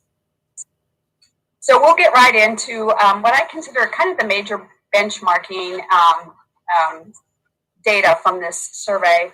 As you probably knew, it was over 160 pages. The survey itself, just the sort of the meat and potatoes of the survey, is probably about 60 pages, and there's probably about 100 pages of comments. And so every year I actually split this survey up in the office, And one of us starts at the beginning and one of us starts at the end, and we kind of work back and forth. I really do focus on the big picture elements of the survey, those kind of benchmarking numbers that we look at each year, and then the comments are really good to read, but again, they're a snapshot of a person's perspective in time, whereas the data is collected. And I didn't mention that because of our high response rate. Once again, we have a 95% confidence interval with this survey, with a margin of error of 3.35%. And so what that means is that we're 95% confident that if everybody in the survey population had taken this survey, that our results would be within plus or minus 3.35%. So we'll just focus on some of the bigger issues in here, the ongoing service priorities. So these are where we list some of the major budgeted items for the city, and people are given a 3-point scale: spend the same, or spend more. And we added that column on the very right-hand side. That's the average. And so you know that everything that got a 2 or higher was a spend the same or spend more. And that table has really not changed a lot in the last years that I have done this. We are pretty much focused on this idea of spend the same in 10 out of 10 categories. And that percentage ranges from 56 to 86% of respondents saying spending the same is the right amount on that. And then some average rankings of who comes in at the higher level. So another benchmark that we always look at, that I really look for each year, is the trends in preferred property tax adjustment. And this year, we look at often a 5-year segment to kind of gauge ourselves against. This year was quite similar to last year in that no change. The red bar in the middle, 52% of respondents would like to see no change in their property taxes, with 1% more saying yes. 22% would say an increase was okay, and 27% suggesting a decrease would be what they would desire. And so you can see that those numbers have stayed relatively stable throughout the last 5 years of the survey. The capital improvement priorities, these have not changed in 10 years. You see a really strong preference for street projects, reconstructing existing streets, traffic flow improvements, and then stormwater drainage, which does fall under public works. And again, they're weighted on a 1 through 4 point scale. You see the average on the far right. So if they're getting above 3, then that is into the somewhat and very important realm. And those top 3 have been the same again for the last 5 years. So not a lot of change there. One of the things that our departments pay a lot of attention to is a summary of satisfaction with city services when you remove the don't know. And once again, we're very pleased that in general, city departments are ranking in the very to somewhat satisfied rankings of 90% and higher. Public nuisance enforcement, which is the bottom one, that ranks at 82% of very to somewhat satisfied. That does cover a couple of different departments. It's not really its own department, but there's somebody, that's an area where people have pretty strong opinions. And so that's where you see the ends on these. The number of people responding is not the entire number of people who took the survey. It usually does sort of winnow down those to those who have experience with these services, which I think makes the numbers more important, because it's actually people who have experienced these things and want to share their thoughts. A lot of people just say, I don't know, because I haven't given it a thought. Or we do have some people who are not on our electric, or who say, I've never called the fire services before. So that's that. And then you look at that perceived satisfaction levels of services over time. And you look at the orange is 2020. That's the column on the far right. And it really is pretty much the same, maybe a little lower, maybe a little higher. So we're not seeing huge variation in satisfaction levels for this year, or really in any of the previous years as well. Since 2016, they have stayed fairly consistent. So the new question, and this was the sense of belonging, and there was a series of 6 questions that we worked with Nora to come up with, and she pulled them from other surveys and other tools that she has, and it looks at community integrations and sense of belonging. And this one did allow a 5-point scale. So most of the time, Nora likes to set up the questions, so you really have to decide one way or the other. And this time, you could go in the middle.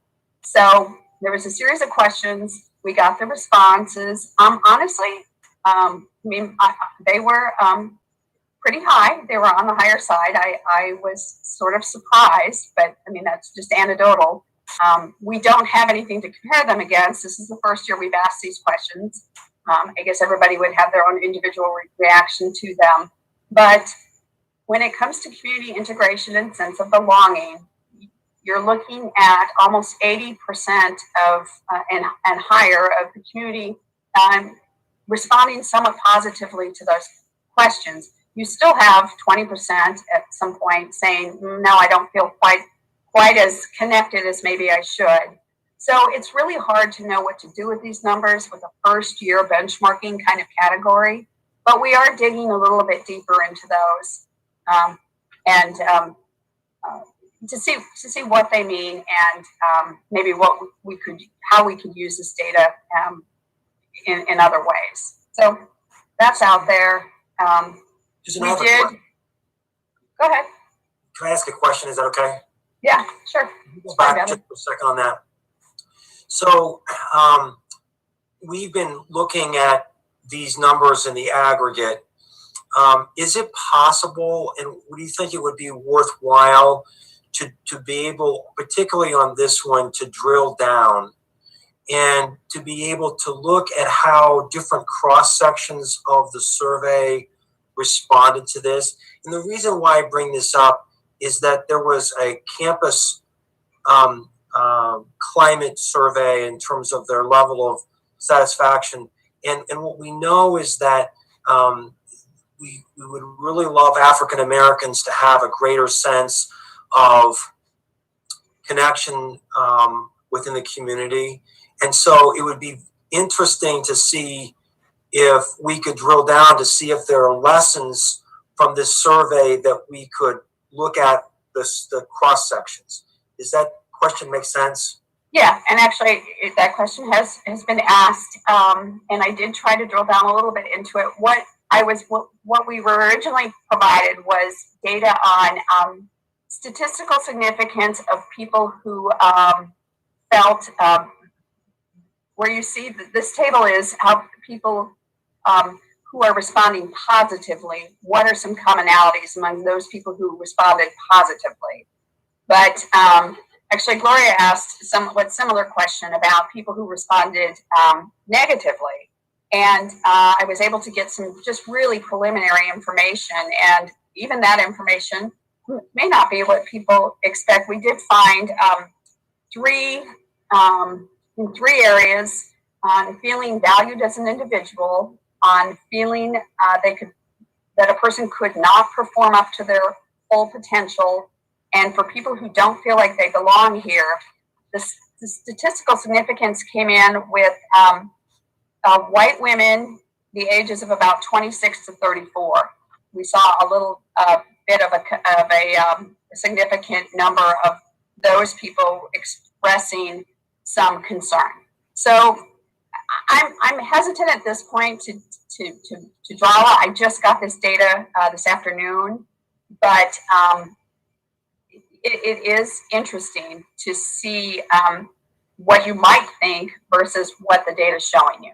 So I will try to beef that section up a little bit based on the data that I just received, but we did ask that information to be cross-tabbed against various demographic factors, and the significance it wasn't what I expected. So we had in this sequence of questions, I think there were 769 people that responded, and they grouped them into You were asked demographic information as to your race and ethnicity. So it was 769 people, of them 93 identified as non-white. So, and all that was cross-tabbed, and these are the kinds of significant data we're getting back. So I can try to explain that the best I can as I try to dive a little bit deeper into the data, but that's what I've gotten so far. So we will continue to explore it. I will continue to ask Nora to run different statistical analysis of the results. But that's what I have so far. Yeah, I think this is really a super tool. And so if there are additional insights that those analyses provide us, that would be helpful to let us know. And then I'm also really excited about being able to develop some longitudinal data. So if we can look at this next year and begin seeing some trend lines over time, this is going to be a really super component of our survey. Thank you. So you'll have to remember in February when I come back, when I ask what changes do you want on the survey, you'll have to remember that you want these questions to continue. That's what the council's pleasure is.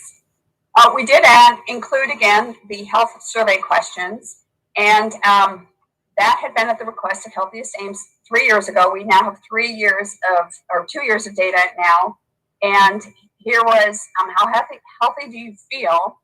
And I included this because if you look at the number of people who self-report their health as fair or poor, and you also look at the number of people who self-report as excellent, the difference is we have 21% of our residents reporting excellent health in this year, as opposed to 13% last year. And the poor and fair health is unchanged from year to year. And then I went on to the county health rankings for Story County.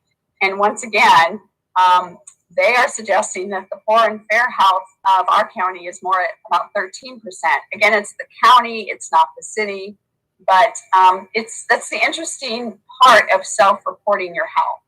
So I'm not really sure what to do with that information, other than we have a lot of people in 2020, early on in the spring, who felt that they were in very good health, and that seems to be a very positive indicator.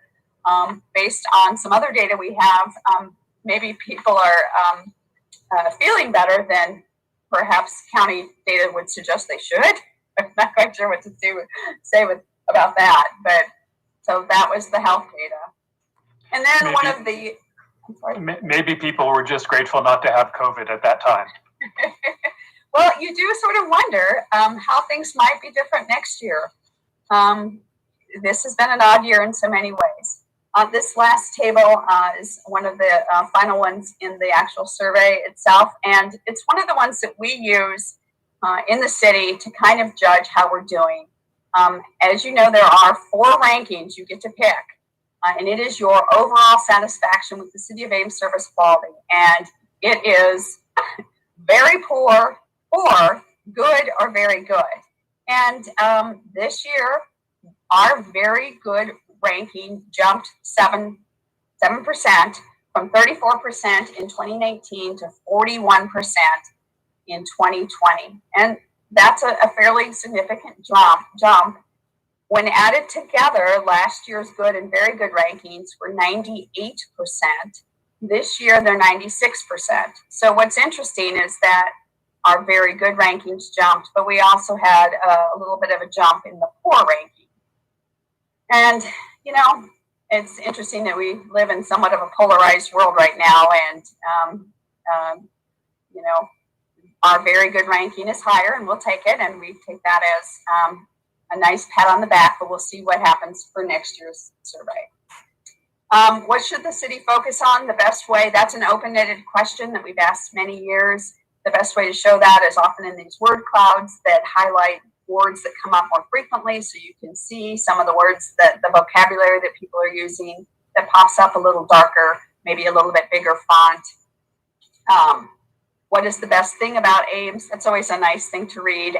There were 438 responses. That's almost, you know, it's more than half of people are responding, are handwriting out their responses. And that we always try to group those into themes. Sometimes people just put words, adjectives to describe how they feel about the city, but there were several themes. And then what would make Ames a fun and vibrant community? That again also got a lot of responses. I'm not sure that they were that much different than the cool responses, but I thought there was a little bit more of a focus on the recreational facilities and activities, and that did come up as the most popular post. 51 respondents indicated that Ames is already in fun and vibrant, which just kind of reminded me of the people who said we were already cool. So, but I liked changing that question up. I think that gave maybe spurred a little bit more of people to think a little bit broader. And that's really it in a nutshell. I know it's a lot of data to take in, and I do read it. I do read every word in it, but I don't have it memorized. And this was the first year, I think, since I've been here that I didn't print a hard copy. So I've been reading it on various screens, including on my phone. So you asked me a very specific question, I may need to get back to you. But I think overall, it was a very good report. I think people are overall feeling good about city services, and I didn't see anything that jumped out as a major concern. Questions? Susan, have we ever taken a look at where we started 38 years ago with overall satisfaction for the city? We see those 5-year comparisons, but I just found myself wondering, have we come a long way in the last 38 years, or have we always been just, pretty much the same? Well, that's a very interesting question that I'm afraid I'm not going to have a lot of good information for you, because when I came, it was right in the middle of a survey, and we had just, it was being done by a consultant, completely done by Iowa State and ISU Extension at that point. ISU Extension was doing a lot of surveying at that point, and we worked with ISU Extension for probably 5 years before we moved over to the College of Design. So the survey, while we call them benchmarking questions, and the questions are benchmarking, the scales have changed slightly. I'm not sure that we could do at exactly what you're asking for, is line them all up at 38 years. But I know we probably could do a more longitudinal study from since the College of Design took over, which has been at least 10 years, and probably with Extension, because I know that data has been digitized. The early surveys, I'm not sure where the data is, and the survey itself looks a lot different. I'm guessing the city manager probably has them in his private files somewhere. I think he reads them a lot.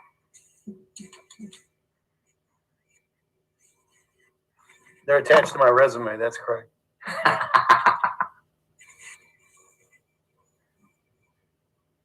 So I know there was a question about how we oversample students. And I just got some clarification on that, because you noticed that the student rate, which was exceptional at 70%, meant we had too many students had responded. And I asked Nora about that again today, just to make sure. A lot of times we get surveys back that are not complete.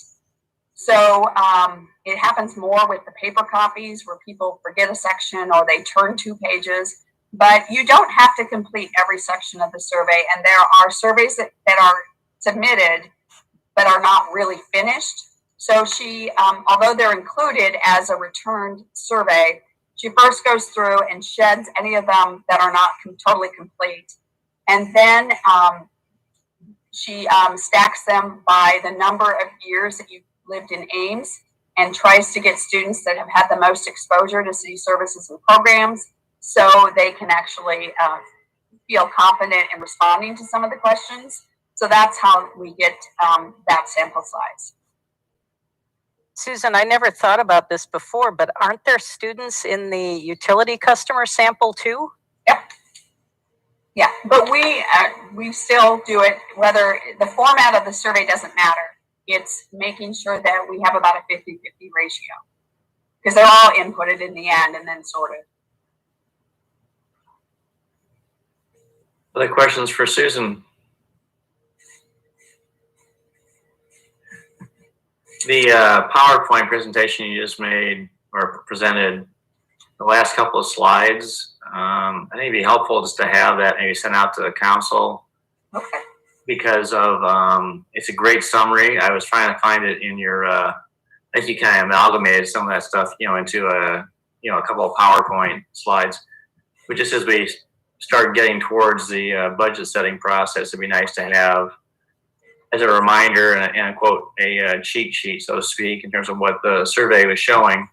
To make sure, I think that there's a lot of consistency. I know that I'm sure the city manager and the staff do the same thing in terms of using that in prioritization. But it's nice to kind of merge that with council priorities and goals, and in the budget, and as the budget setting goes forward. So Yeah, I can send out a condensed version. be great. Thank you. All right, we'll open up public comment tonight, Susan, and see if anybody raising their hands that would be interested in offering any public comment on this item tonight. Mayor, I do not see anybody with their hand raised. Okay, we'll close public comment, and there's no action necessary, but I appreciate all your efforts, Susan. I know it's a lot of undertaking, a lot of work, and I'm going to presume that council will just accept the report as is and use it as information for budget setting. So, thank you very much. All right, moving on to item number 38, resolution approving primary health care's request for funding for opening of a dental clinic. Good evening, Mayor and Council. You have a request in front of you from Primary Health Care for funding to transition the dental clinic. If you recall, the dental clinic has historically been operated by MICA and then funded through the asset process by the city, the county, United Way, and Iowa State student government. And funders were notified late spring, early summer from MICA that they were no longer going to keep the dental clinic open. There were changes in staff, and I think just the overall cloud of the pandemic and being able to continue providing those services, they thought it was a good time to start looking at a transition of the clinic. And so they had reached out to Primary Health Care, and Primary Health Care has dental services in their Des Moines and Marshalltown clinics. And so they do have the expertise and the background to provide this level of service. And so they have been working together on making that transition happen. And one of the things that Primary Health Care is doing is they need to build out or outfit their office space on West Lincoln Way to accommodate the dental clinic operations. And so they are coming to each of the asset funders, requesting those dollars that had originally been allocated to MICA for fiscal year 21 for dental clinic services. And for the city, that amount is $95,000. And we did withhold that from the MICA contract when you approved that contract in August. Had a feeling that there could be a request forthcoming for those dollars from Primary Health Care. So that is what you have before you. They are looking at utilizing those funds for equipment and supplies to hopefully then open up their clinic in February of 2021. Primary Health Care going forward has applied to be an asset agency. They have provided a budget proposal for fiscal year 22. So they are going through those regular channels ongoing. So this is a special request to get the service up and going within their clinic setting. We do have a couple of representatives in the meeting tonight from Primary Health Care. We have Kelly Huntsman, who is the CEO, and Marissa Conrad, who's the Director of Marketing and Communications. And they're available in case you have very specific questions about Primary Health Care and the service that they're wanting to offer here in Ames. Any questions or comments? First of all, Council, let's see if you have any questions for staff on their report. I did. I'm not sure who my question is best for. This is huge, and all of us on council have a tremendous value for the services that Micah provided in his dental clinic. Many of us had a chance to tour that facility and to grasp the significance of that. So this is huge for our community. The only question I had is, do we have any preliminary sense of the cost comparison between running the dental clinic under primary health as opposed to Micah? Would we anticipate those being comparable costs for the services? Yes, they are comparable, and those are, so Micah has provided primary health care with data with regards to the clients that had been seeing the types of dental services that were provided. The up and starting costs will be a little bit higher just to outfit the dental clinic with primary health care. But they do have projections for the number of clients they'll be seeing beginning in February and then I think into fiscal year 24. And the thing I think is important to point out with primary health care is because of their qualification as a federally qualified health center, they are able to receive enhanced Medicaid rates, so a little bit higher rates than the Micah Dental Clinic. And then they also have access to some other federal funds because of that status. And so that they're in the cost comparisons, they are pretty similar with their operations, but there is more access that primary health care has to federal funding. That's super. Thank you for that answer. Very helpful. Any other questions for staff? How about for Marissa? I apologize. My Kelly just texted me and said her internet kicked her out. So she's, I'm sure, frantically trying to get back on, but I'll be happy to answer any questions that you might have. Questions for PHC? So are all of these, what are they called? Operatories? Are they all in the same location? Yes. We will be co-locating with our medical clinic, so it'll be a great integration between medical and dental. But yes, they're all in one location. Other questions? I guess one question I have is, in lieu of, are the costs similar? How about the number of patients being seen? Will the same number of individuals that Micah served, not down to the one or two, but I mean in general, is the same quantity going to be served as was being under the similar or the prior contract? I think that we're actually projecting that we will see more because Micah had, I believe, 4 operatories and we'll have 6. So we are projecting to see more. Yes. Deb, do we have any data from past years at what Micah actually provided, or how many they served per year, or do you know off the top of your head? If not, that's fine too. It's just... Yeah, I don't. I'll look up that information and provide that to council. I know, if you recall, Micah had, when the dental clinic first started through Micah, it was staffed by dentists in the area. They would volunteer their time to provide the service, and so the hours were very limited. And then over time, the dental clinic did acquire enough funds to hire a full-time dentist, and I think they had a total of 3 dentists over 5 or 6 years' time that was able to stay there and provide the services. And I think that stabilized the dental clinic because then clients were able to call that their dental clinic home because there was consistency with the dentist and the services being provided. There are also 2 hygienists that Micah had on staff to help provide those dental services. But I will look up those client numbers and provide that to you. Yeah, so for Marissa, how many dentists will you have underemployed and how many dental hygienists? We'll have 1 dentist and 2 dental hygienists. To start with? Yes. And then does that ramp up then over time, or? Well, we have a sort of a team of dentists because we also have a safety net dental clinic in Marshalltown and 2 in Des Moines.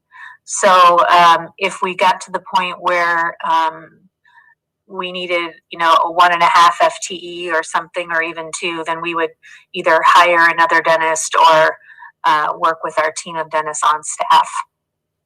So the letter from Kelly said from a snapshot from February to June of 2021, they're anticipating 1,200 patients. Then the next fiscal year, full fiscal year, 3,600, then 5,200, and then 6,000 for every fiscal year. Can you explain why it takes, why the numbers keep on going up, or are you hiring more staff, or how's that work? Well, a couple of things. It does take a while to build the practice for sure. And that is, takes a couple of years, honestly.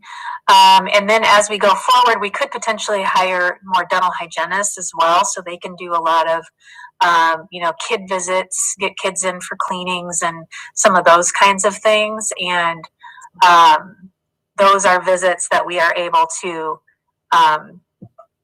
bill Medicaid for, and so we are able to kind of see more patients in a different capacity. So in her same letter, it says a snapshot of the number of uninsured, Medicaid, or insured patients we expect to serve. So will you be serving patients that Micah didn't serve, or did Micah serve? I mean, Deb, maybe help us. Did Micah only serve uninsured or Medicaid?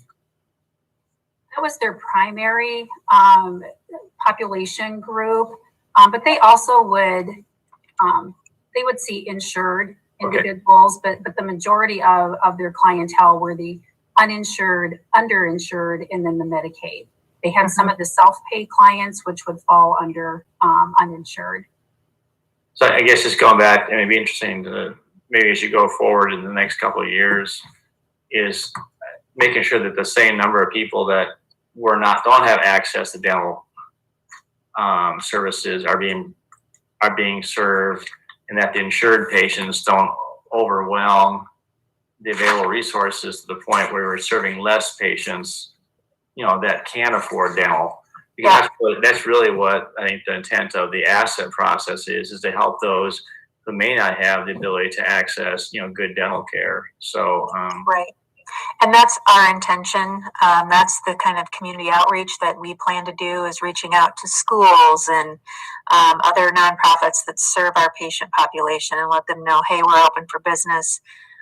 We have a dedicated role called a health benefits specialist that patients that come in that are uninsured, maybe we can maybe help them see if they qualify for Medicaid. If not, we have a sliding fee scale. So we definitely have options. And certainly the intent is to take care of those folks.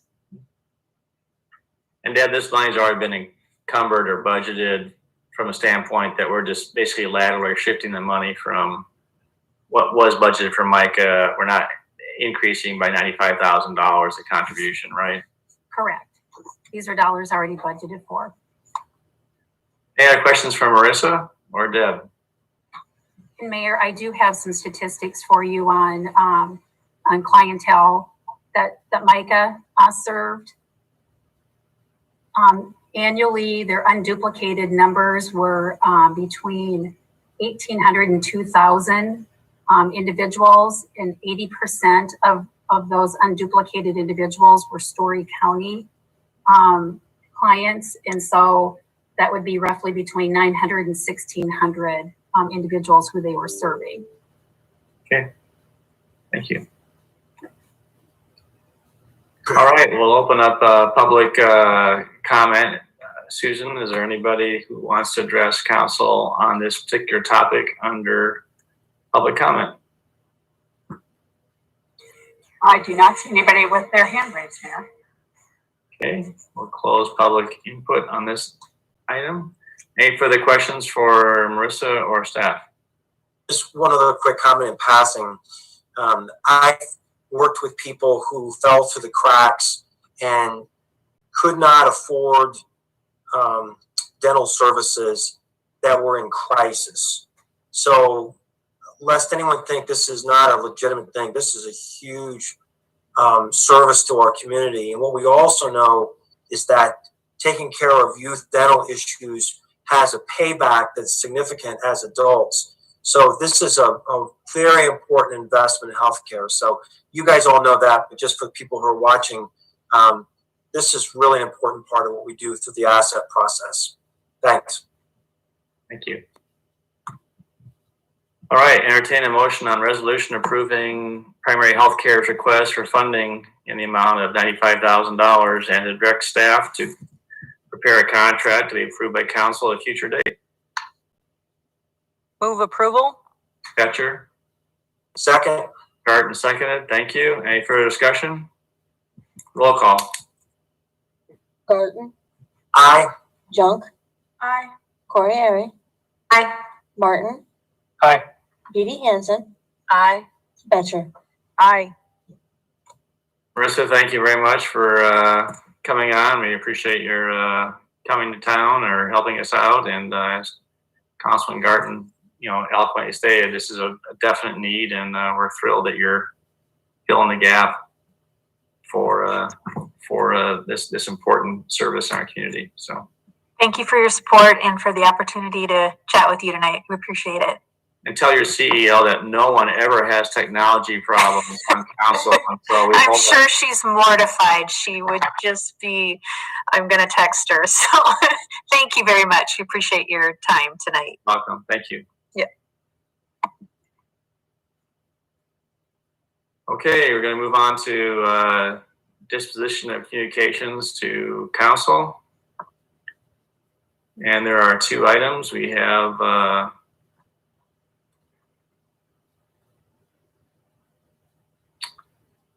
memo from Mark Ganson on from October 9th regarding Union Pacific Railroad regarding new 24th Street sidewalk crossing. Steve, is that, I presume, that was, to me, the way I read it was for information and council. Put that request in later when we do the second project rather than go two projects at a time, since they're charging $10,000 to consult. Yeah, this was a project I've been asking about. It's absolutely a no-brainer that we should hold off and wait and wrap this up into our next project. But I just want to say, express my disappointment with the Union Pacific Railroad for this additional collaboration costs. We work with the railroad in a variety of different capacities, and we don't try to stick these fees on them. And that was really disappointing when I saw that. But the memo is well written, and I think we've waited this long to fix this problem. What's another year? Okay, thank you. Second item is staff report October 13th on the Rose Prairie property that was referred to council. Referred to staff.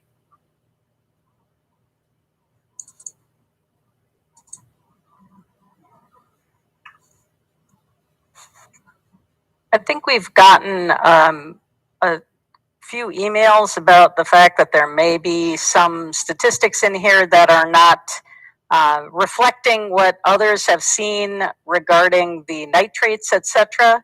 So I would move we put this on a future agenda. Second. All right, moved by Betcher, second by Martin. Any discussion? I'll just say that I think the staff memo made a pretty convincing case as to the reasonableness of the current trajectory. And if that's all the information that I had to consider, then I probably wouldn't want to move forward with this. On the other hand, we do have a good and important relationship with the Friends of Ada Hayden Heritage Park. And I think that they have some wisdom to share with us. I think that we can afford to spend some time with them discussing this, even though I remain skeptical about whether we have the capacity to spend this kind of money, or even the will to spend this kind of money. But I think it would be good and wise for us to hear out the experts who are concerned about that part of town. I agree with you, David. Thank you for expressing that. Any other comment? My reservation is, I mean, there needs to be, I mean, obviously you think that there's enough threshold of an interest to consider this. This is a critical piece of our infrastructure, our potential property for providing housing in the community. And so as much as I, you know, in isolation would think this would be a neat project to add, I'm having trouble understanding how we would embrace this given the need for housing. If we take this out of the options for housing, that's going to make a significant difference in terms of our ability to have buildable lots. So, you know, I wanted to assume that you guys have contemplated this is going to be really challenging if we were to do this. I will just add that it seems like a possible outcome of having this on an agenda would be some other knowledge or improvement that we could deploy that doesn't require abandoning all of the development possibilities for that part of town and our tier 1 designation and growth areas and all that. That's my hope. Yeah, and I would agree with that too, David. My intent here is not for us to change our course radically, but I do think that there could be opportunities to get something out of a conversation, and we can only have the conversation in the council forum. Ron, do you have something you want to share? No. Okay. Is there anything else? The staff report was very thorough. Is there anything else that council would want from staff, or just taking this staff report and placing on the agenda will be adequate? Are there any questions that need to be answered? My motion was just to put the staff report on the agenda and invite our Ada Hayden Heritage Park partners to come and talk with us about it. Under public input, not as a panelist. No. Yes. All right.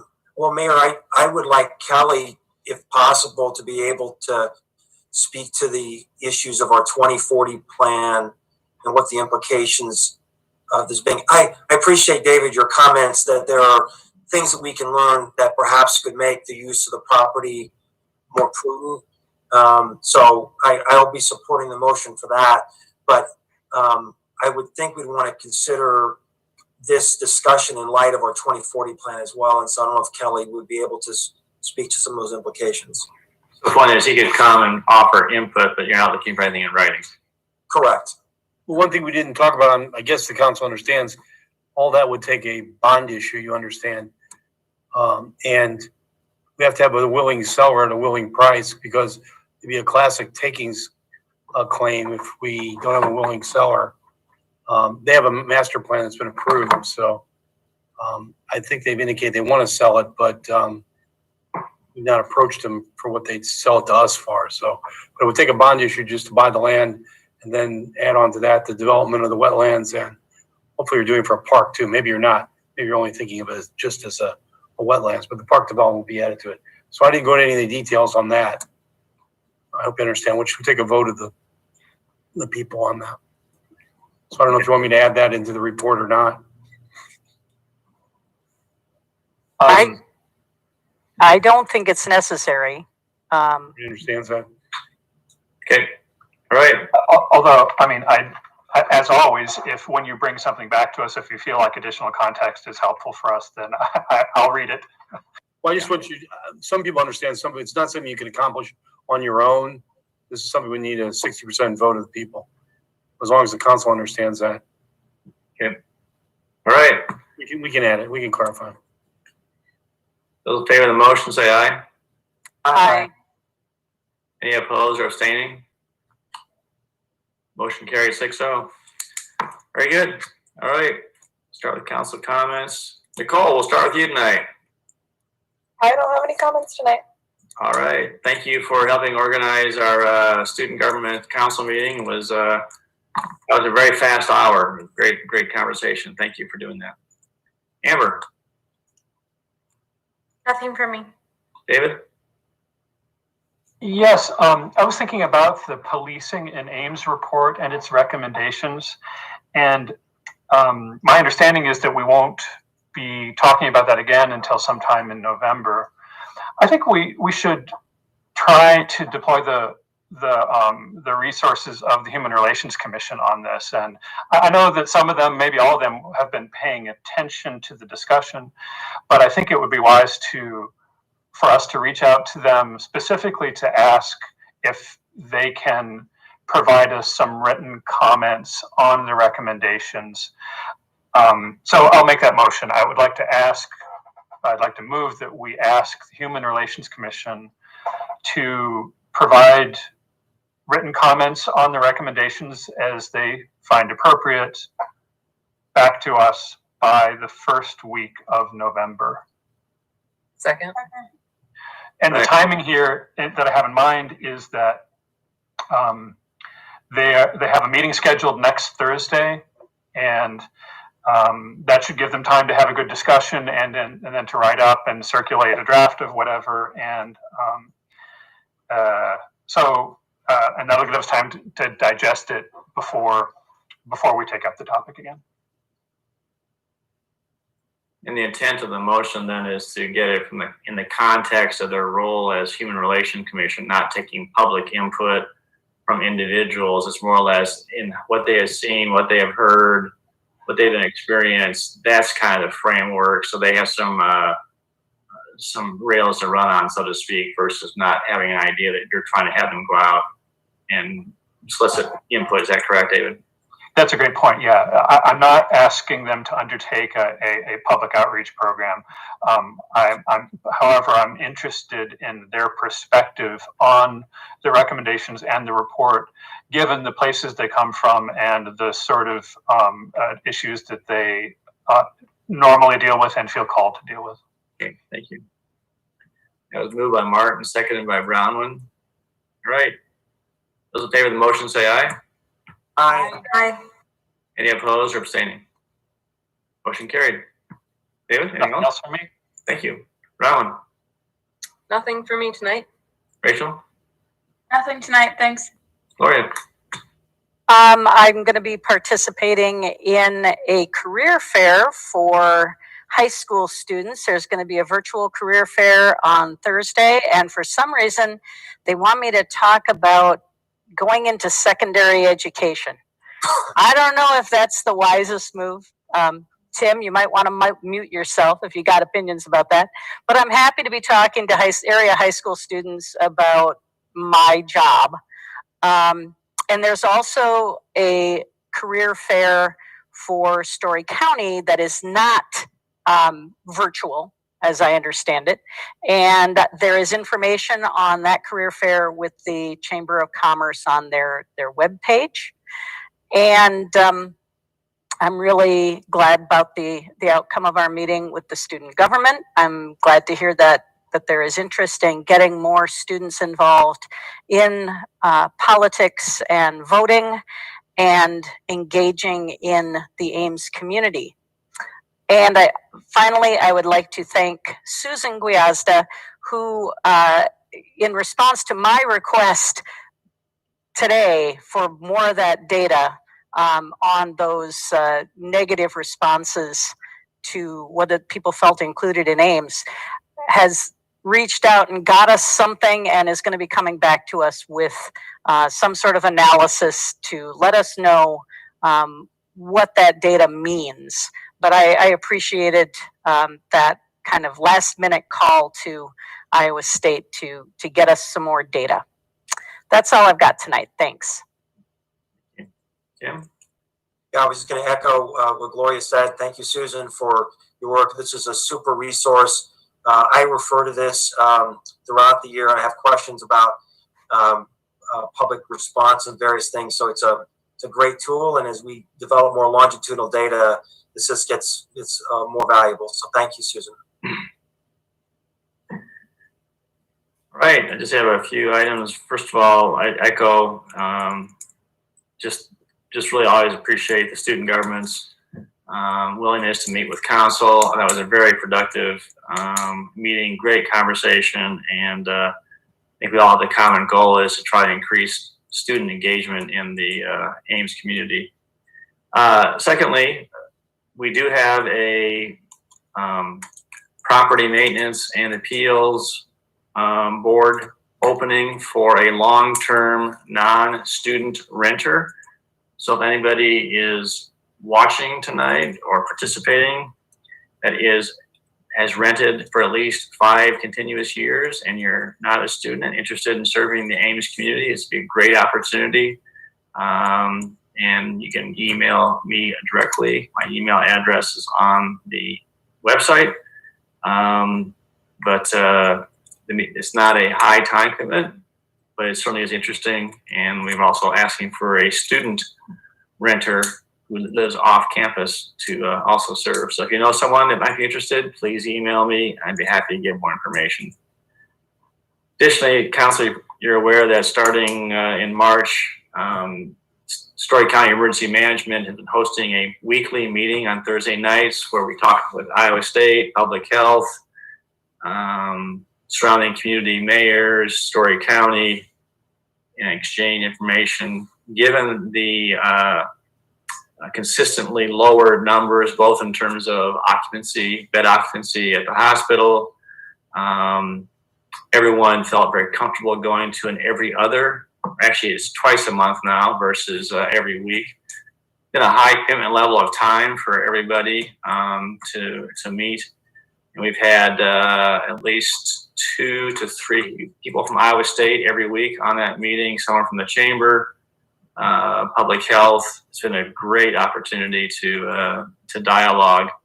But and actually, interesting enough, it also devolved into talking about derecho and cleanup and the other things that were going on as well too. So we hope that those numbers that are we're seeing continue to stay at a lower level as we move forward, and looking forward to getting some vaccines, which actually Story County is getting prepared for that, for receipt. They've been notified by whoever distributes them. One has to be stored at like 70 degrees below Celsius, or I don't know, it's not so cold.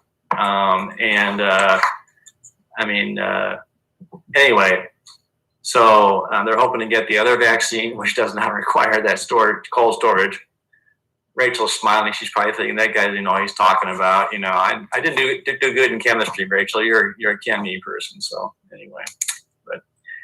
anyway, and last thing is I was honored to be elected to the executive committee on the Iowa League of Cities board, and I do so to represent the city of Ames and make our needs known and further networking, and anticipate being on the continuing to serve on the Iowa League of Cities legislative committee.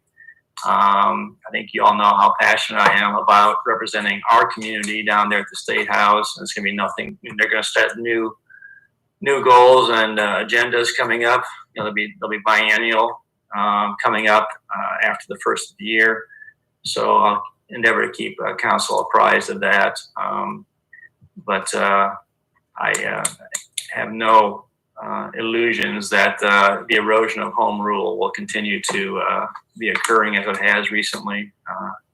But the point is, we're going to be in there trying to shore that up. So, with that said, I entertain a motion to adjourn. We adjourn. Hey, Rachel, got in there first. All right. All right, we are adjourned. And Steve, we are on next week for a workshop, correct? We'll let you know. Is Kelly still on? My understanding that Ames 2040 plan was on the agenda for next week. We'll check and see where our consultants are. We'll make sure the council and the public knows as soon as possible. Okay, very good. All right. Thanks, everyone. Hi, everybody. Bye-bye.